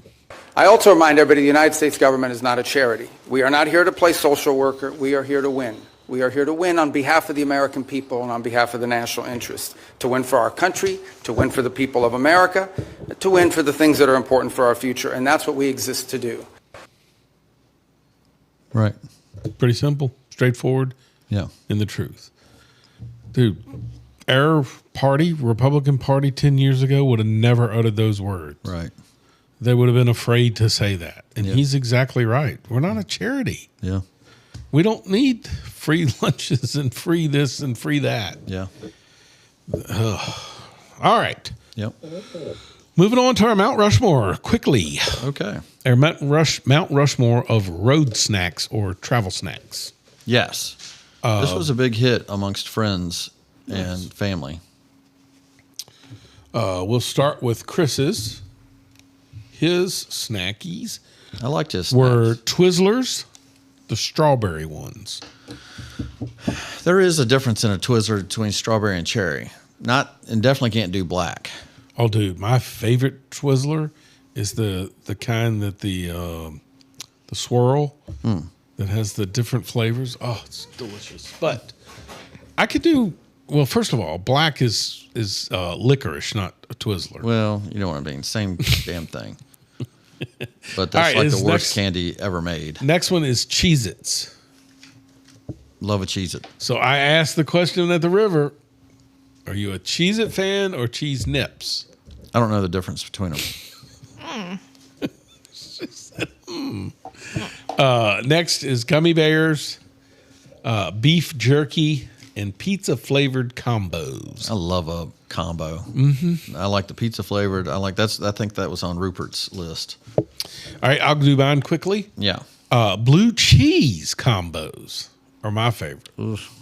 Thought you just said you like them. I do. Not them things. Goats. I don't know how you actually say it. Goates. I don't know what you're It looks talking like that's about. spelled like Gets. Gets. Is that how you say it? I have no idea what you're talking about. It's. We're gonna have to do some research. As soon as you see it. Candy? Of course. My favorite. Oh, you've Those are done so before. It's good. disgusting. What do you mean they're disgusting? They're like Ugh. crack. It's like sticking to your teeth. Thank you. Actually, I don't It's like- They're like crack. It is literally crack. But to me, they're way better than a cowtail. Y'all like caramel. Yeah. Ugh, I'm That's not a caramel. No, that's Isn't that not caramel? caramel. Like caramel with Yeah. a white nugget in That the middle. is not caramel. Ugh. Yes, it is. Caramel creams. No, that's a different brand. Pringles. I like a stack of Pringles. I love a Pringle. You know, the Lay's stacks are not far off. Really? They're pretty good. They're pretty good. They're not quite a Pringle, but they're not far off. Nothing better Lay's than a did pretty Pringle. good with their imitation stacks. And you know what I love most about a Pringle is then when you get 3/4 through, you got to tilt it. Oh, heck yeah. It's gotta be tilted. The only bad thing is if you're driving and you hit the can on the top of on the ceiling. All right. Next is, man, I love a good peanut butter brittle. Man, you eat a lot of stuff that hurts my teeth. I got to see the dentist in the morning. And my last one. Peanut brittle's not bad, but I don't Why think did I'm getting it. Apparently, I didn't put I was wondering what this is. that. Was an old. Good Vibrations, Mark Wahlberg. That was an old like, oh, song okay. for a couple of years. There, now I forgot my last one. I was I was typing going to say probably about a- cowtails. I see you buy. I'm trying to think Well, of the that's the stuff same. you tell me Was it a Similar to chip? buy. Was it a chip? Got to be a chip. I think it was. I don't know. Move on. Okay. I'll think of it later. So, of the Motor Boatables group, the texting group, Julie likes Twizzlers. So she's right up your alley. I don't know if the difference between cherry and strawberry. Isn't the strawberry better than the cherry? Am I wrong on that? Dude, Catherine hit one on here that I am telling you, I do all the time, and it wasn't in my list. It makes me mad that I didn't think of it. Potato skins, you know, the chips. Love them. The TGI Fridays. TGI Fridays have all closed down, but them damn tater skins, They're still there. they're so good. The potato and bacon ones, the cheddar and bacon ones. Sour gummy worms. I can't do sour. Can't do it either. Marty has a Chex Mix with a Fountain Diet Coke. Yes, Chex Mix was on a lot of people's list that I talked to. Brian French wrote cheesy in a bowl. I was like, that's not a travel one. And then he says, I was told I can't have that. So I guess he and Catherine got into it. So he said Reese's Pieces, which I do like a Reese's Pieces. The combos. Combo is the great travel snack. Yes. I don't know about that blue cheese. Because you thing. can. Fountain Never Cherry had a Coke. combo. Are you kidding? Wow. No. By the way, then I posted the picture of Cardi B. Did you see her? Yeah. On the halftime show? Not bees. That's what Shaq said. Says her name might be Cardi B, but that ain't no bees. Just trying to look through if I see any other ones. And then my kids got on her. Are we in a hurry? Nope. No, just your time. Okay. So, Audrey Perry Riley, where are you? Oh, here it is. My kids. Riley said, Dad, I have never seen you drive without a peanut butter Snickers. That's a good point. I love a peanut butter Snickers. Yeah. I was upset. Remember me getting you a whatchamacallit this weekend? Whatchamacallit's not on your list. God, but that's not a travel snack. But I had peanut M&Ms because they didn't have the peanut butter Snickers. So this is not a snack kind of snack. But when I go to Sheetz and I'm traveling, there is a chicken tender sandwich sub with a pretzel roll. So why do you go outside of the box? You mean versus what you asked? Yeah, that's not a snack. I know, but if I'm at Sheetz, that's what I get. Cheez-Its, white cheddar. I don't know about cheese nips. Do I buy cheese nips and I don't know that they're cheese, not Cheez-Its? Look it up. I don't know what a cheese nip is. I think it's just a different brand. Have you had Wales? Yeah. I like Wales. And then dill sunflower seeds, if I got to stay awake. Those are cheese nips. Those are booty. I don't even see those in my I food line. love cheese nips. Cheez-Its I do. I love them more than Cheez-Its. I've never Cheese even if nips. I've had it. Cheddar popcorn. White cheddar popcorn. Oh, that's a good one. You know, one popped in my head that I used to love, but you cannot just eat them. You have to bite the little tip off of them. Bugles. Oh, yeah. Bugles. Oh, Yes. hell yeah. But you don't just. Am I the only one that bites a little tip off and blows through it before you eat it? You're an idiot. No. The Funyuns. That's a good little Funyuns is a good snack. one too. Riley has sweet tart ropes. Perry said the pretzel bun sub is undefeated, so he agreed with me there. Friggin' meal. It is. Don't ask for a fried chicken sandwich from Wendy's because it doesn't exist. It doesn't. Riley says Cheez-Its, cheese mix, rainbow sour airheads. Do you remember that's what kids love, those airhead things? And a Alani energy drink. What are you drinking right now? Orange Kiss Alani. Yeah, I didn't even know I did that. That's pretty cool. Can I get my list? Oh, yeah, forgot about you. Thank you. Can I do I'm going to do the Doritos spicy sweet chili. I like the spicy, but not the sweet chili. No, I love a Dorito. Just a nacho Those are my cheese or favorite. spicy I like nacho the cheese. spicy. I like the Cool Ranch. Cool Ranch doesn't have enough flavor on it for me. Lifesaver gummies. Nice. Pretty good. Bomb. Again, do you just eat them or do you roll it up on your finger? I don't know if I've ever thought about that. I have. You got these. This seems like it'd be an only you thing. Maybe. I do have extra cheddar Cheez-Its. Extra cheddar. Cheez-Its.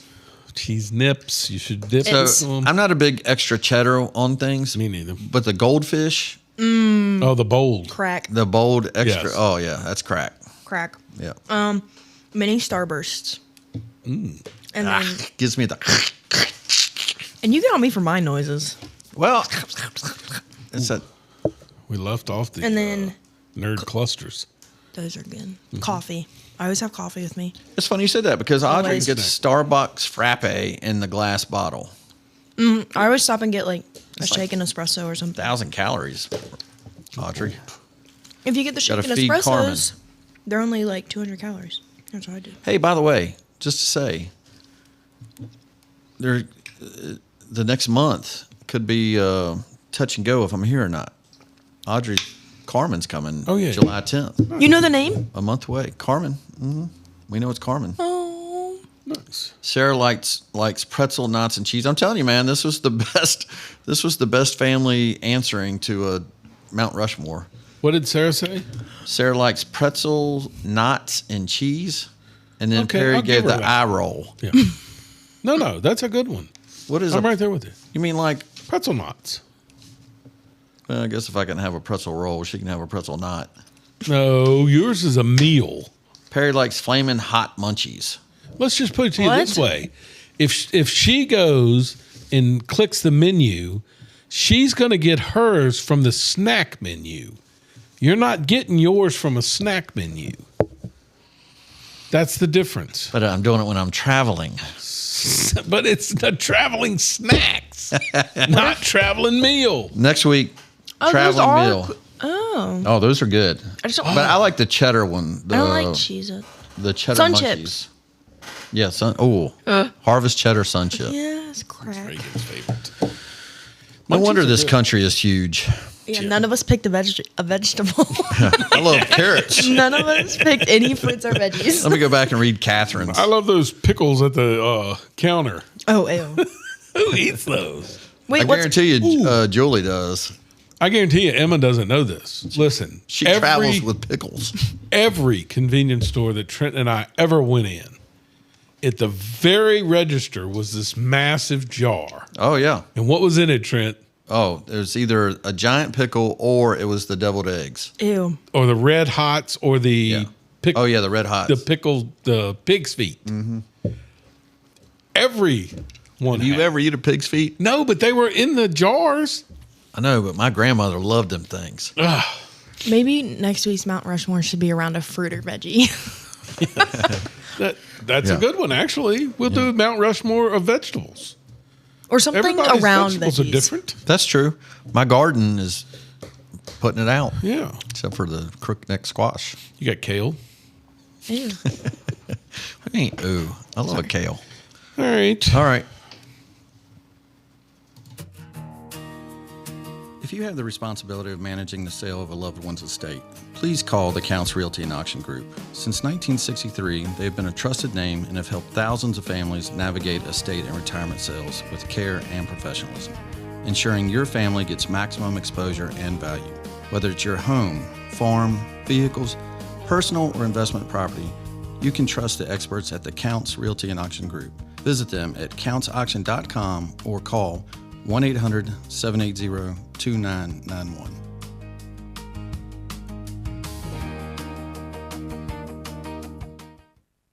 I just got three things to say. God bless our troops. God bless America. And gentlemen, start your engine. I was a little light on clips this week.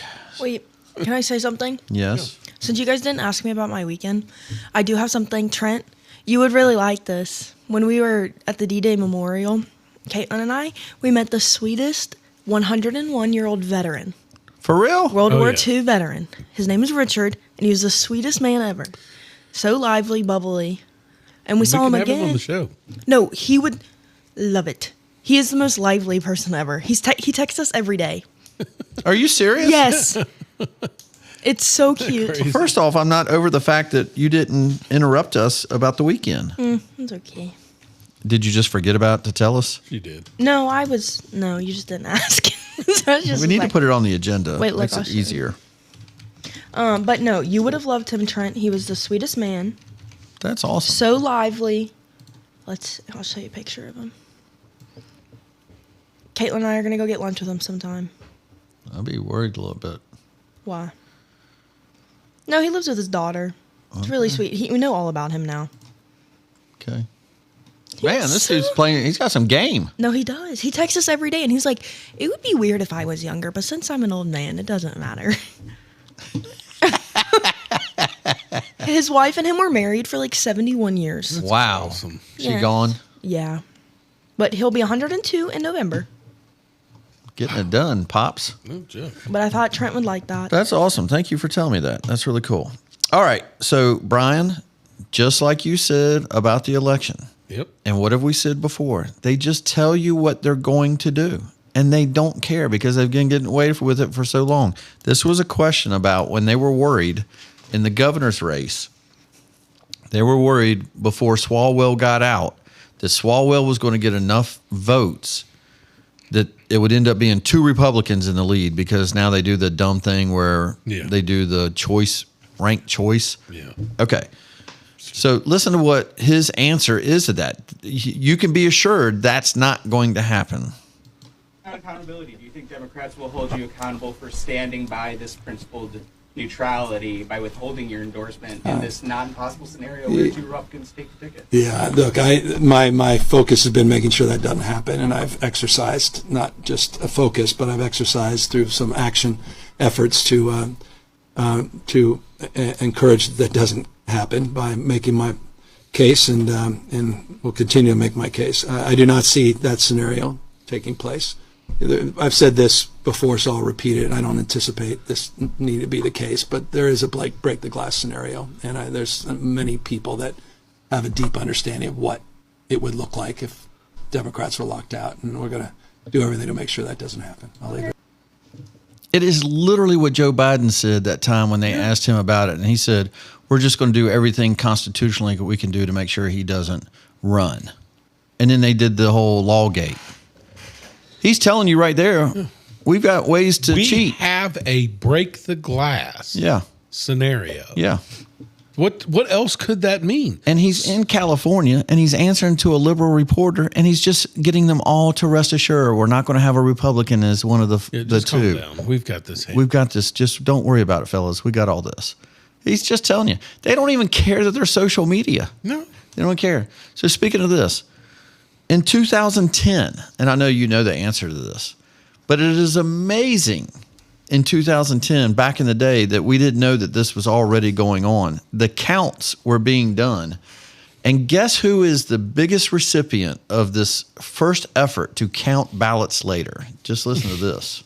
4 weeks after the November 2nd election, California finally has declared a winner in the Attorney General race. Harris finished so close to her Republican opponent that it took a month to finish counting every vote. She won by less than 1 percentage point. Jesus. They've been cheating. Look, the San Francisco Chronicle has the headline that Cooley beats Harris to win the Attorney General race. Not so fast, my friends. We have more votes to count, and we're going to take 4 votes to count, and Harris is going to somehow, some way win. So she wins the Attorney General. Yes. She doesn't win that race. There's no way she ever becomes vice president, right? They've been plotting this since the beginning. God, man. It's unreal. Oh, those graphs right there remind me. Let me ask you this. Mm-hmm. In all the mail-in ballot counting, has there ever been a Republican that ended up benefiting because of that? None, never. That's your answer. Right. Right there. That's why they're going to keep doing it. They're because 1,000 it works. to 0. And I asked, there was somebody that posted about that, and I said also, have you ever seen a pre-early poll that ever has the Republican ahead? Exactly. Like right now, if you had Susan Collins and Planter, whatever his name is. Of course, Platter's going to win. Planter, fasciitis. Yeah, whatever he is. Fasciitis. Yeah. Yeah, you're right. Like, I guarantee you, Texas, if they're trying to put Paxton, I guarantee you Paxton's behind in every poll that they can find. You know what I mean? Yeah. It's just listen, we're old enough to see the game plan. They just do it right in front of you, and nobody seems to care. And who warned us? There's literally, Rush Limbaugh, there's literally social media that shows all this, and nothing happens to any of them. They don't care. Yeah. So this was about the murder case. So I was going to play the clip, but I know it went around pretty big, so I didn't play it. So the guy that Carmelo Anthony. Yes. Yeah. So Carmelo Anthony is a young black teenager who killed a white teenager at a track and field event. Correct. And I didn't know any of the details till I read about it after the guilty verdict. Okay, so I know nothing. So anything you tell me, Are you serious? You don't know? Okay, so I'm going to tell you a quick version, the Reader's Digest version. So it was at a track and field event for high school. Yep. It rained, and so all of them are supposed to have gone to their buses or high school tents. Okay. It was I don't even know if they're rival high schools or not. But the white kid was with his tent with his teammates in the tent. The black kid comes from his high school over to that tent. Okay. And they kept trying to get him to leave. You're not welcome here. Get out of the tent. Why a school official didn't come in, I don't know.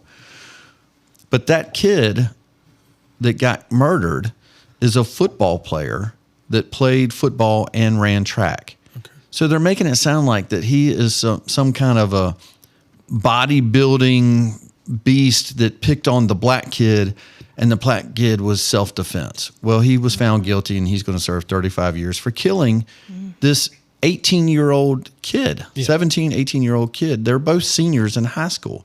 Stabs him with a knife. Ask him where his knife was.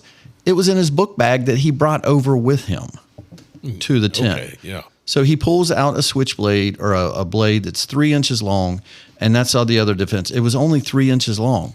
Well, guess what? It pierced him right in his heart, and he took off running. So, yes, the kid cried miserably after being caught, right? The black kid cried uncontrollably. He was caught and he's found guilty. How many first 48s have we watched where people feel guilty of what they did? But guess what? You murdered someone. Yeah.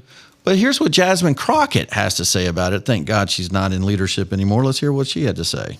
A 300-pound man is beating me, like on top of me and beating me down. I'm not limited to fist. You know, I would argue that even the only time we go into things like people's hands being considered deadly weapons is typically like if they're a professional boxer or that kind of stuff. But I think by the time you start getting to like football player, good argument. Good freaking argument. We're not talking about like the golfers. We're talking about football players, right? Like this is what they are trained to do, is to inflict like serious physical contact. No. And it's my understanding that the decedent was that if a 300. You know one thing she didn't say there about the football player, the kid that did the stabbing was the MVP linebacker on his football team. Oh my God. He also played football, but none of that would matter anyway, but she's just an idiot. I mean, what little bit, I honestly, I didn't know the story. Mm-hmm. And now that you're showing this, what I'm confused with is I don't think I ever heard, was the white kid on top of the black kid? No, I never heard any of that other than he put his hands on him to push him to get out of the tent. Correct. That's all I've heard, but yet I'm hearing all this other side go, it was self-defense. Yeah. What's self-defense? You just mentioned last night, New York was ripping off jerseys of people. Correct. Right? They didn't arrest. I don't know. Maybe they did. Maybe they haven't. Whatever. But the kid that got his jersey ripped off, did he take a knife out and murder the guy that did it? No. As a matter of fact, his friends were hugging, just trying to get people to stop. Yeah. Golly. Like, it's unbelievable to me, which I think is ironic, because these are the people that think you shouldn't own a weapon to defend yourself are now screaming, it's okay. Yeah. And a woman who was outside the courtroom is yelling, I've got 5 boys. What am I supposed to tell the 5 boys? I have no words. What am I supposed to tell them? The truth. Don't kill someone. Yeah. Yeah. How about, why are you sticking your nose in another tent in the first place? Not that you can or can't or whatever, but pretty sure you weren't supposed to have a knife. I'm pretty sure you Let's weren't just supposed to have a start with knife. that. Yeah, of course.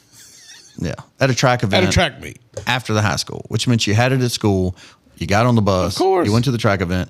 It rained. You went over to somebody else's tent and you made it happen. So anyway, you want some brighter news? Yes. Listen to this. This is the best ever. This is college baseball World Series getting ready to start. Heck yeah. But West Virginia has got to be the talk of the town. Okay. Listen to this. This is the team singing with the crowd.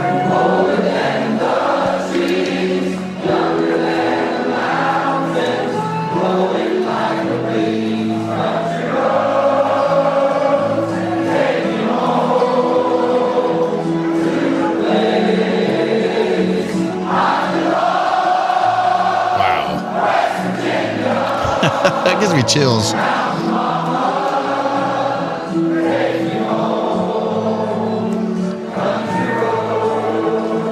You know what's great about that is you and I have been to West Virginia for tournaments and stuff. There isn't another school in West Virginia, is it? Marshall. I mean, it is, but I'm saying you would never know it. Yeah. Because, dude, as soon as you cross the border. Oh, yeah. There's Mountaineers. Oh, my gosh. It's on their state logo. Yeah, like. Marshall is a decent school, but they're towards Ohio, Kentucky. They're on the west. Sure, but I mean, they're. Ain't nobody wearing a Marshall So let me play this because I know Carolina's Kevin coming on. This is really, really fast. But the guy in that picture right there is a pitcher. He's got the headset on. He's waiting for the song to end. He's singing the song. And now ESPN, I guess it is, gets to interview him. Hear what he has to say at the end of his interview. Yeah, I just want one more thing. I just want to shout out my mom right here in the front row. I freaking love that lady, man. Thank you, guys. Congratulations. I'll see you guys. And West Virginia will be home next week against Cal Poly. Country Roads. His mom crying. And Country Tears from New York team. That's so cool, man. Yeah, we're rooting for him. Yeah. Omaha. Around like a loose tooth. Why are my dentures in the ice tray? It's Carolina Kevin. Oh, it's that guy again.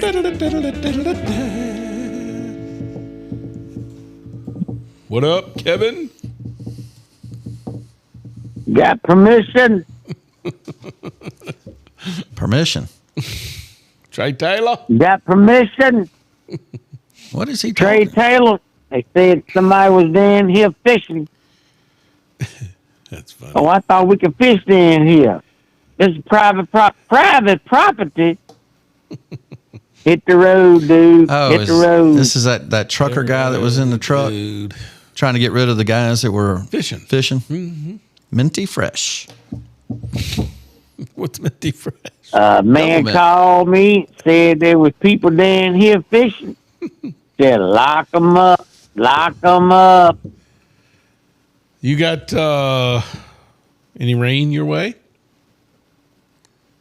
No, nothing, zero. Y'all didn't get no rain. It wasn't much for us either. Just enough after you got your truck washed to ruin it. Get the rain on your truck.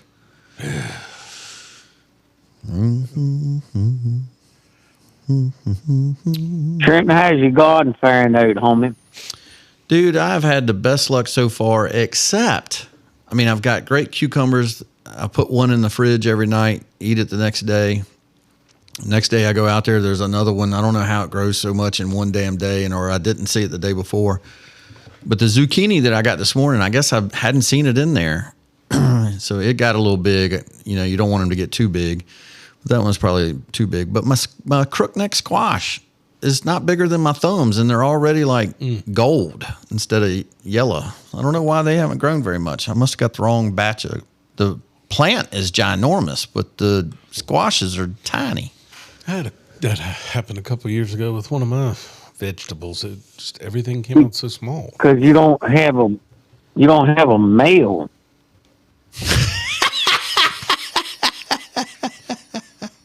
Now I'm supposed to look at my damn plant. How am I supposed to know if a plant's male or female, for God's sake? You have to have a female and a male. If you don't. What? Well, I got to keep hearing this. We got to bring him back. Joke. Well, effort getting. I've never heard before in my life. Carolina Kevin back. I can't wait to hear this. Planting all these years, I never knew you had to have a male and a female plant. Did you? I do know that you've reached Media Squatch. I do know there's trees and stuff that help pollinate. There's male and female pear trees, for example. Sure. That you're supposed to have. Seahorse plants. Well, they're still having babies. They're just tiny babies. Trans fruit. I got good tomatoes. Them old trans fruits. Yeah, that must be the hybrids. The watermelon without seeds. Here's what I'd like to say. Hopefully Carolina Kevin gets back on. Hopefully. Maybe I should wait for him before I say it. But I'm pleased with the looks of the garden, and the cucumbers have been great. Everything's growing like a weed. And I did something this year that I've never done before. I had planted wildflowers everywhere. Oh, yeah. So the wildflowers are making the garden look scraggly. Gotcha. But why do you plant them? Because you do it at the river. Well, a border of wildflowers is supposed to help keep deer out. Okay. So. Hello? Yeah, man. What happened, Emma? I don't know. It was working fine. What are you earlier. doing, Emma? I think it's on you. It was that talk of male squash and female squash. Yeah, I've never heard of such. Here's what I need to say that I was hoping to have you on, Kevin, because I thought about you this morning. When I got up this morning, I picked my squash, and I was so disappointed because I thought, well, certainly they're going to get bigger, and they never did, and now they started turning like really gold yellow, like they've been on too long. So I took them off. Mm-hmm. Well, it makes you appreciate our country so much, the farming that we do and the gardening that we do. When you go in that grocery store, how many bad squashes do you ever see? Yeah. How many bad tomatoes do you ever see? In your grocery store, my grocery store, and everyone in between, they're perfect. And I can't grow one out of 5 would look like something you would put in a grocery store. Yeah. How do we do that? I don't know. Kevin? You have to have to make sure, well, you just have to make sure that you, right now, Trent, I'm going to tell you, I have tomato plants, and I don't mind sending you pictures because I just sent you one a second ago. I have tomato plants that is 6.5 foot tall. Yeah. And I picked beans for the last week, and I've never had a garden like I've got. But over the wintertime, I took stuff that I would normally throw in the trash, and I threw it in the garden as a compost. But 19 fertilizer, in February, I put it on the garden, which it had leaves from the wintertime, and it had the stuff that I dumped in there over the wintertime, and the 19 fertilizer, and I peeled it all up in February, and then in March, I peeled it again and put 19 down. But my garden, this is the best garden I've ever had in my entire life. That's great. And it just, you have to tend to it like you would if you had a toddler. You got to make sure that you're on top of things and weeding it. And there's not a weed in my garden right now. Are you out there talking to your plants? No, I just spend a lot of time in there. So like a toddler. What in the world? I do not know what's happening. Look, come here, little tomato. How are you today? But like his picture, now that looks great. But those cucumbers look like pickling cucumbers. He's going to kill me. Is it you? No. It's not me. Emma, don't you say it's me. I'm sitting here watching. It's got to be you. And you know what I said to myself? Self. I said to myself, Kevin, this is the third time within 5 minutes that it done went straight off from you. Kevin, I don't know. Take it up with the landlord. I think if you talk without taking a breath, it automatically cuts off. No, it's a good picture. It looks like it looks like you got pickling cucumbers though, not long cucumbers. Is that? Yeah. Do you deal your own pickles? I make my own pickles, but I also have the long ones, burpless ones. Yeah. So I got ones called straight eights. Yes, you have to take care of your stuff. It ain't no different than anything else. If you don't pay attention to it and treat it, then it's not going to sit there and flourish if you don't.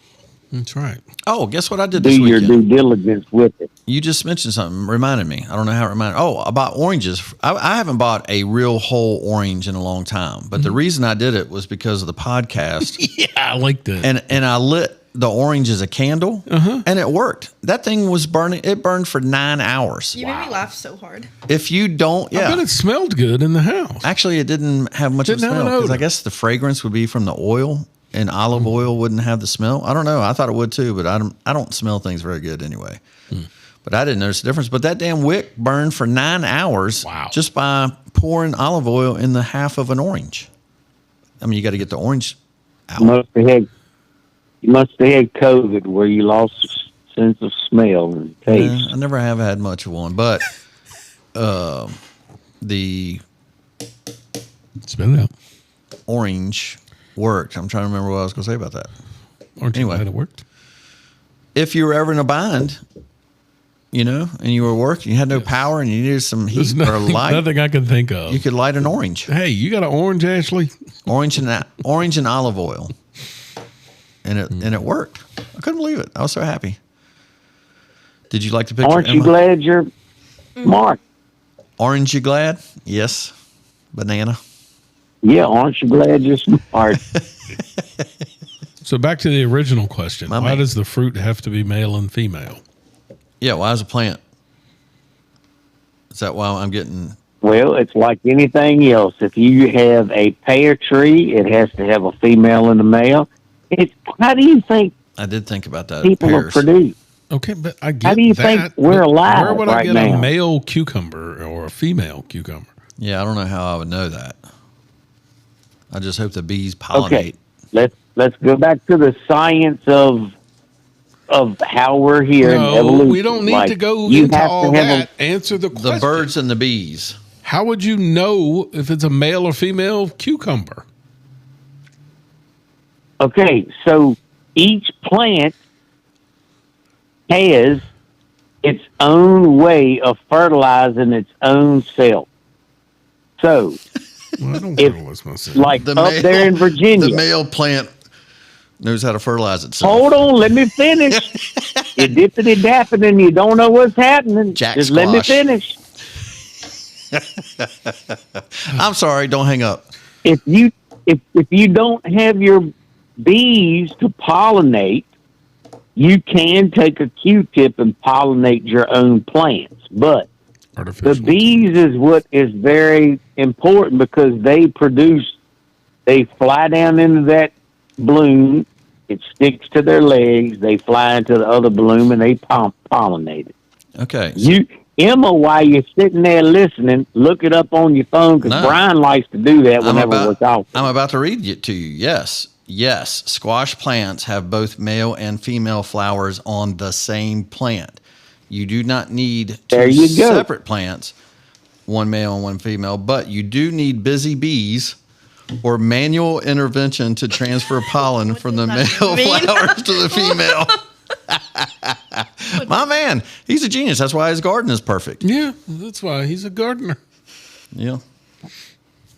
Come here, little baby squash. I mean, eventually, you guys' lives will be better off just listening. That's why God gave you 2 ears and 1 mouth. Listen twice as much as you talk. Look at the little cucumber. Oh, I haven't seen a picture of the garden yet, though. I need to get a picture of that. I've seen pictures of the produce from the garden. Can you picture him tickling his pickling? Well, I do like gardening. I do like going out in the evening and checking it out. Yeah. But mine is only 1 row, for God's sakes. It's not like I'm Farmer Brown. All right, you got any more? Oh, we got picks. We got to get picks. By the way, the count, Bryan won last week. You had a good week last week. You only had 16 points, which is crazy good. But you didn't have the winner. You had Eric Jones, which is a great pick as second place. Was he close to winning? 10 more laps, and he probably does. He had the best car by far. Well, he didn't have the best. No, he had to come back from so far. Yeah, he had the best car, no doubt. Well, we didn't need all the extra. He just asked you a question. And then Kevin took it on the chin last week with 57. But right now, the total points is I've got 555, Kevin's got 602, and you've got 616. Okay. So we're getting there. Coming back. All right, so who you got, Cave? We're at Pocono this week. The tricky I got Mr. Eric Jones. Eric Jones. Come on, you can't be taking my sleepers. And I got the old, I guess I would say that he was probably the most lucky driver that has ever driven and hit that hard into a wall, which is Christopher Bell. We didn't even mention that, but oh my God, that was disgusting. But it would make a good story for him to have that last week and come back and win next week. That's a good pick. And then I got my boy, old Bowman, Alex Bowman. Oh, wow. Man. That's a blast from the past. Mm-hmm. Who you got, B? I got Chris Buescher. Mr. Buescher. He's coming on. Yep. Eric Jones. Okay. And Carson Hocevar. Yeah, that makes sense. The track that he won was kind of similar, isn't it? Talladega. Was it Talladega that he won? Close. Super Speedway. I've got Denny Hamlin. Blaney. Of course. Jesus. And I know those are two decent picks, so I went far out. I'm going J.H. Nemechek. John Hummer. Yeah, Legacy Motorsports is hitting on something all of a sudden. Don't you think? Is he teammates with Eric Jones? Mm-hmm. Oh, good. And then they just picked up a new one. Riley Herbst, I think, is moving over to... From Gibbs? I mean, from Denny Hamlin? 2311 too. Oh, wow. Legacy. Did you see who's racing for Trackhouse at Coronado? Yes. Magnuson? Yeah. Isn't that Kevin great? Magnuson. That's great. Wish ESPN would figure that out. Sad news for NASCAR. I guess you saw where Josh Berry is not going to be with Wood Brothers next year. Oh, really? Yep. He had one good race, and he just hasn't done much. Yeah, but that car, they just seem to never want to stick with somebody. Well, yeah. I mean, it's probably best for both. Josh Berry will get a ride somewhere, don't you think? I don't think so. Oh, really? I think he'll end up like Harrison. The one before was Harrison Burton, wasn't it? Yeah, they both won one race, and they push him back. So I think he'll be back in junior motorsports. Is this the Great American Getaway 400? Hope so. That's what I'm getting ready to bet on. All right, what are your parting shots? Well, I was asking Trent about what did y'all get everything straight down there at the cabin? Yeah. Mm-hmm. Sure did. Got your garden planted down there? Yep. Well, actually, I didn't do much. It was I didn't do anything with the garden except plant wildflowers. Brad and you put the 10-10-10 on. Oh, that's true. Brad, Uncle Perry, and Bryan did most of the work. Uncle Perry did most of the work. What'd you do? I didn't get down there until Friday night, so I helped Saturday most of the day with the bathroom. Oh, I got you. Bryan, what was you asking me earlier? Just for your parting words so we can wrap up the show. Oh, wrapping it up. I just got something for Emma.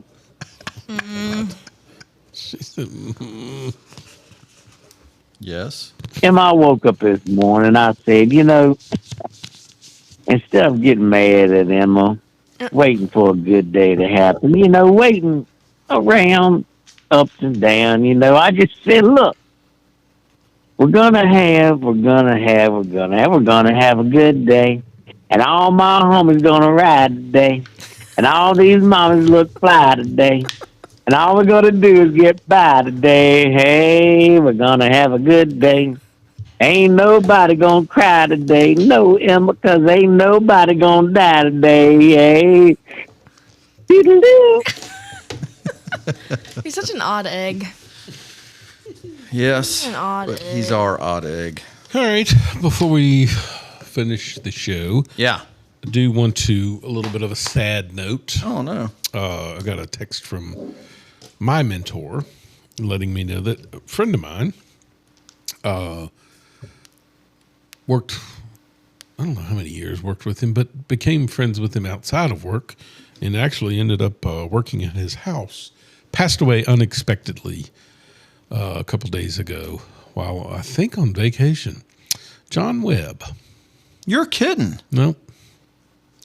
God, John he's Webb. our age. Yeah. I say our age, my age. Yeah.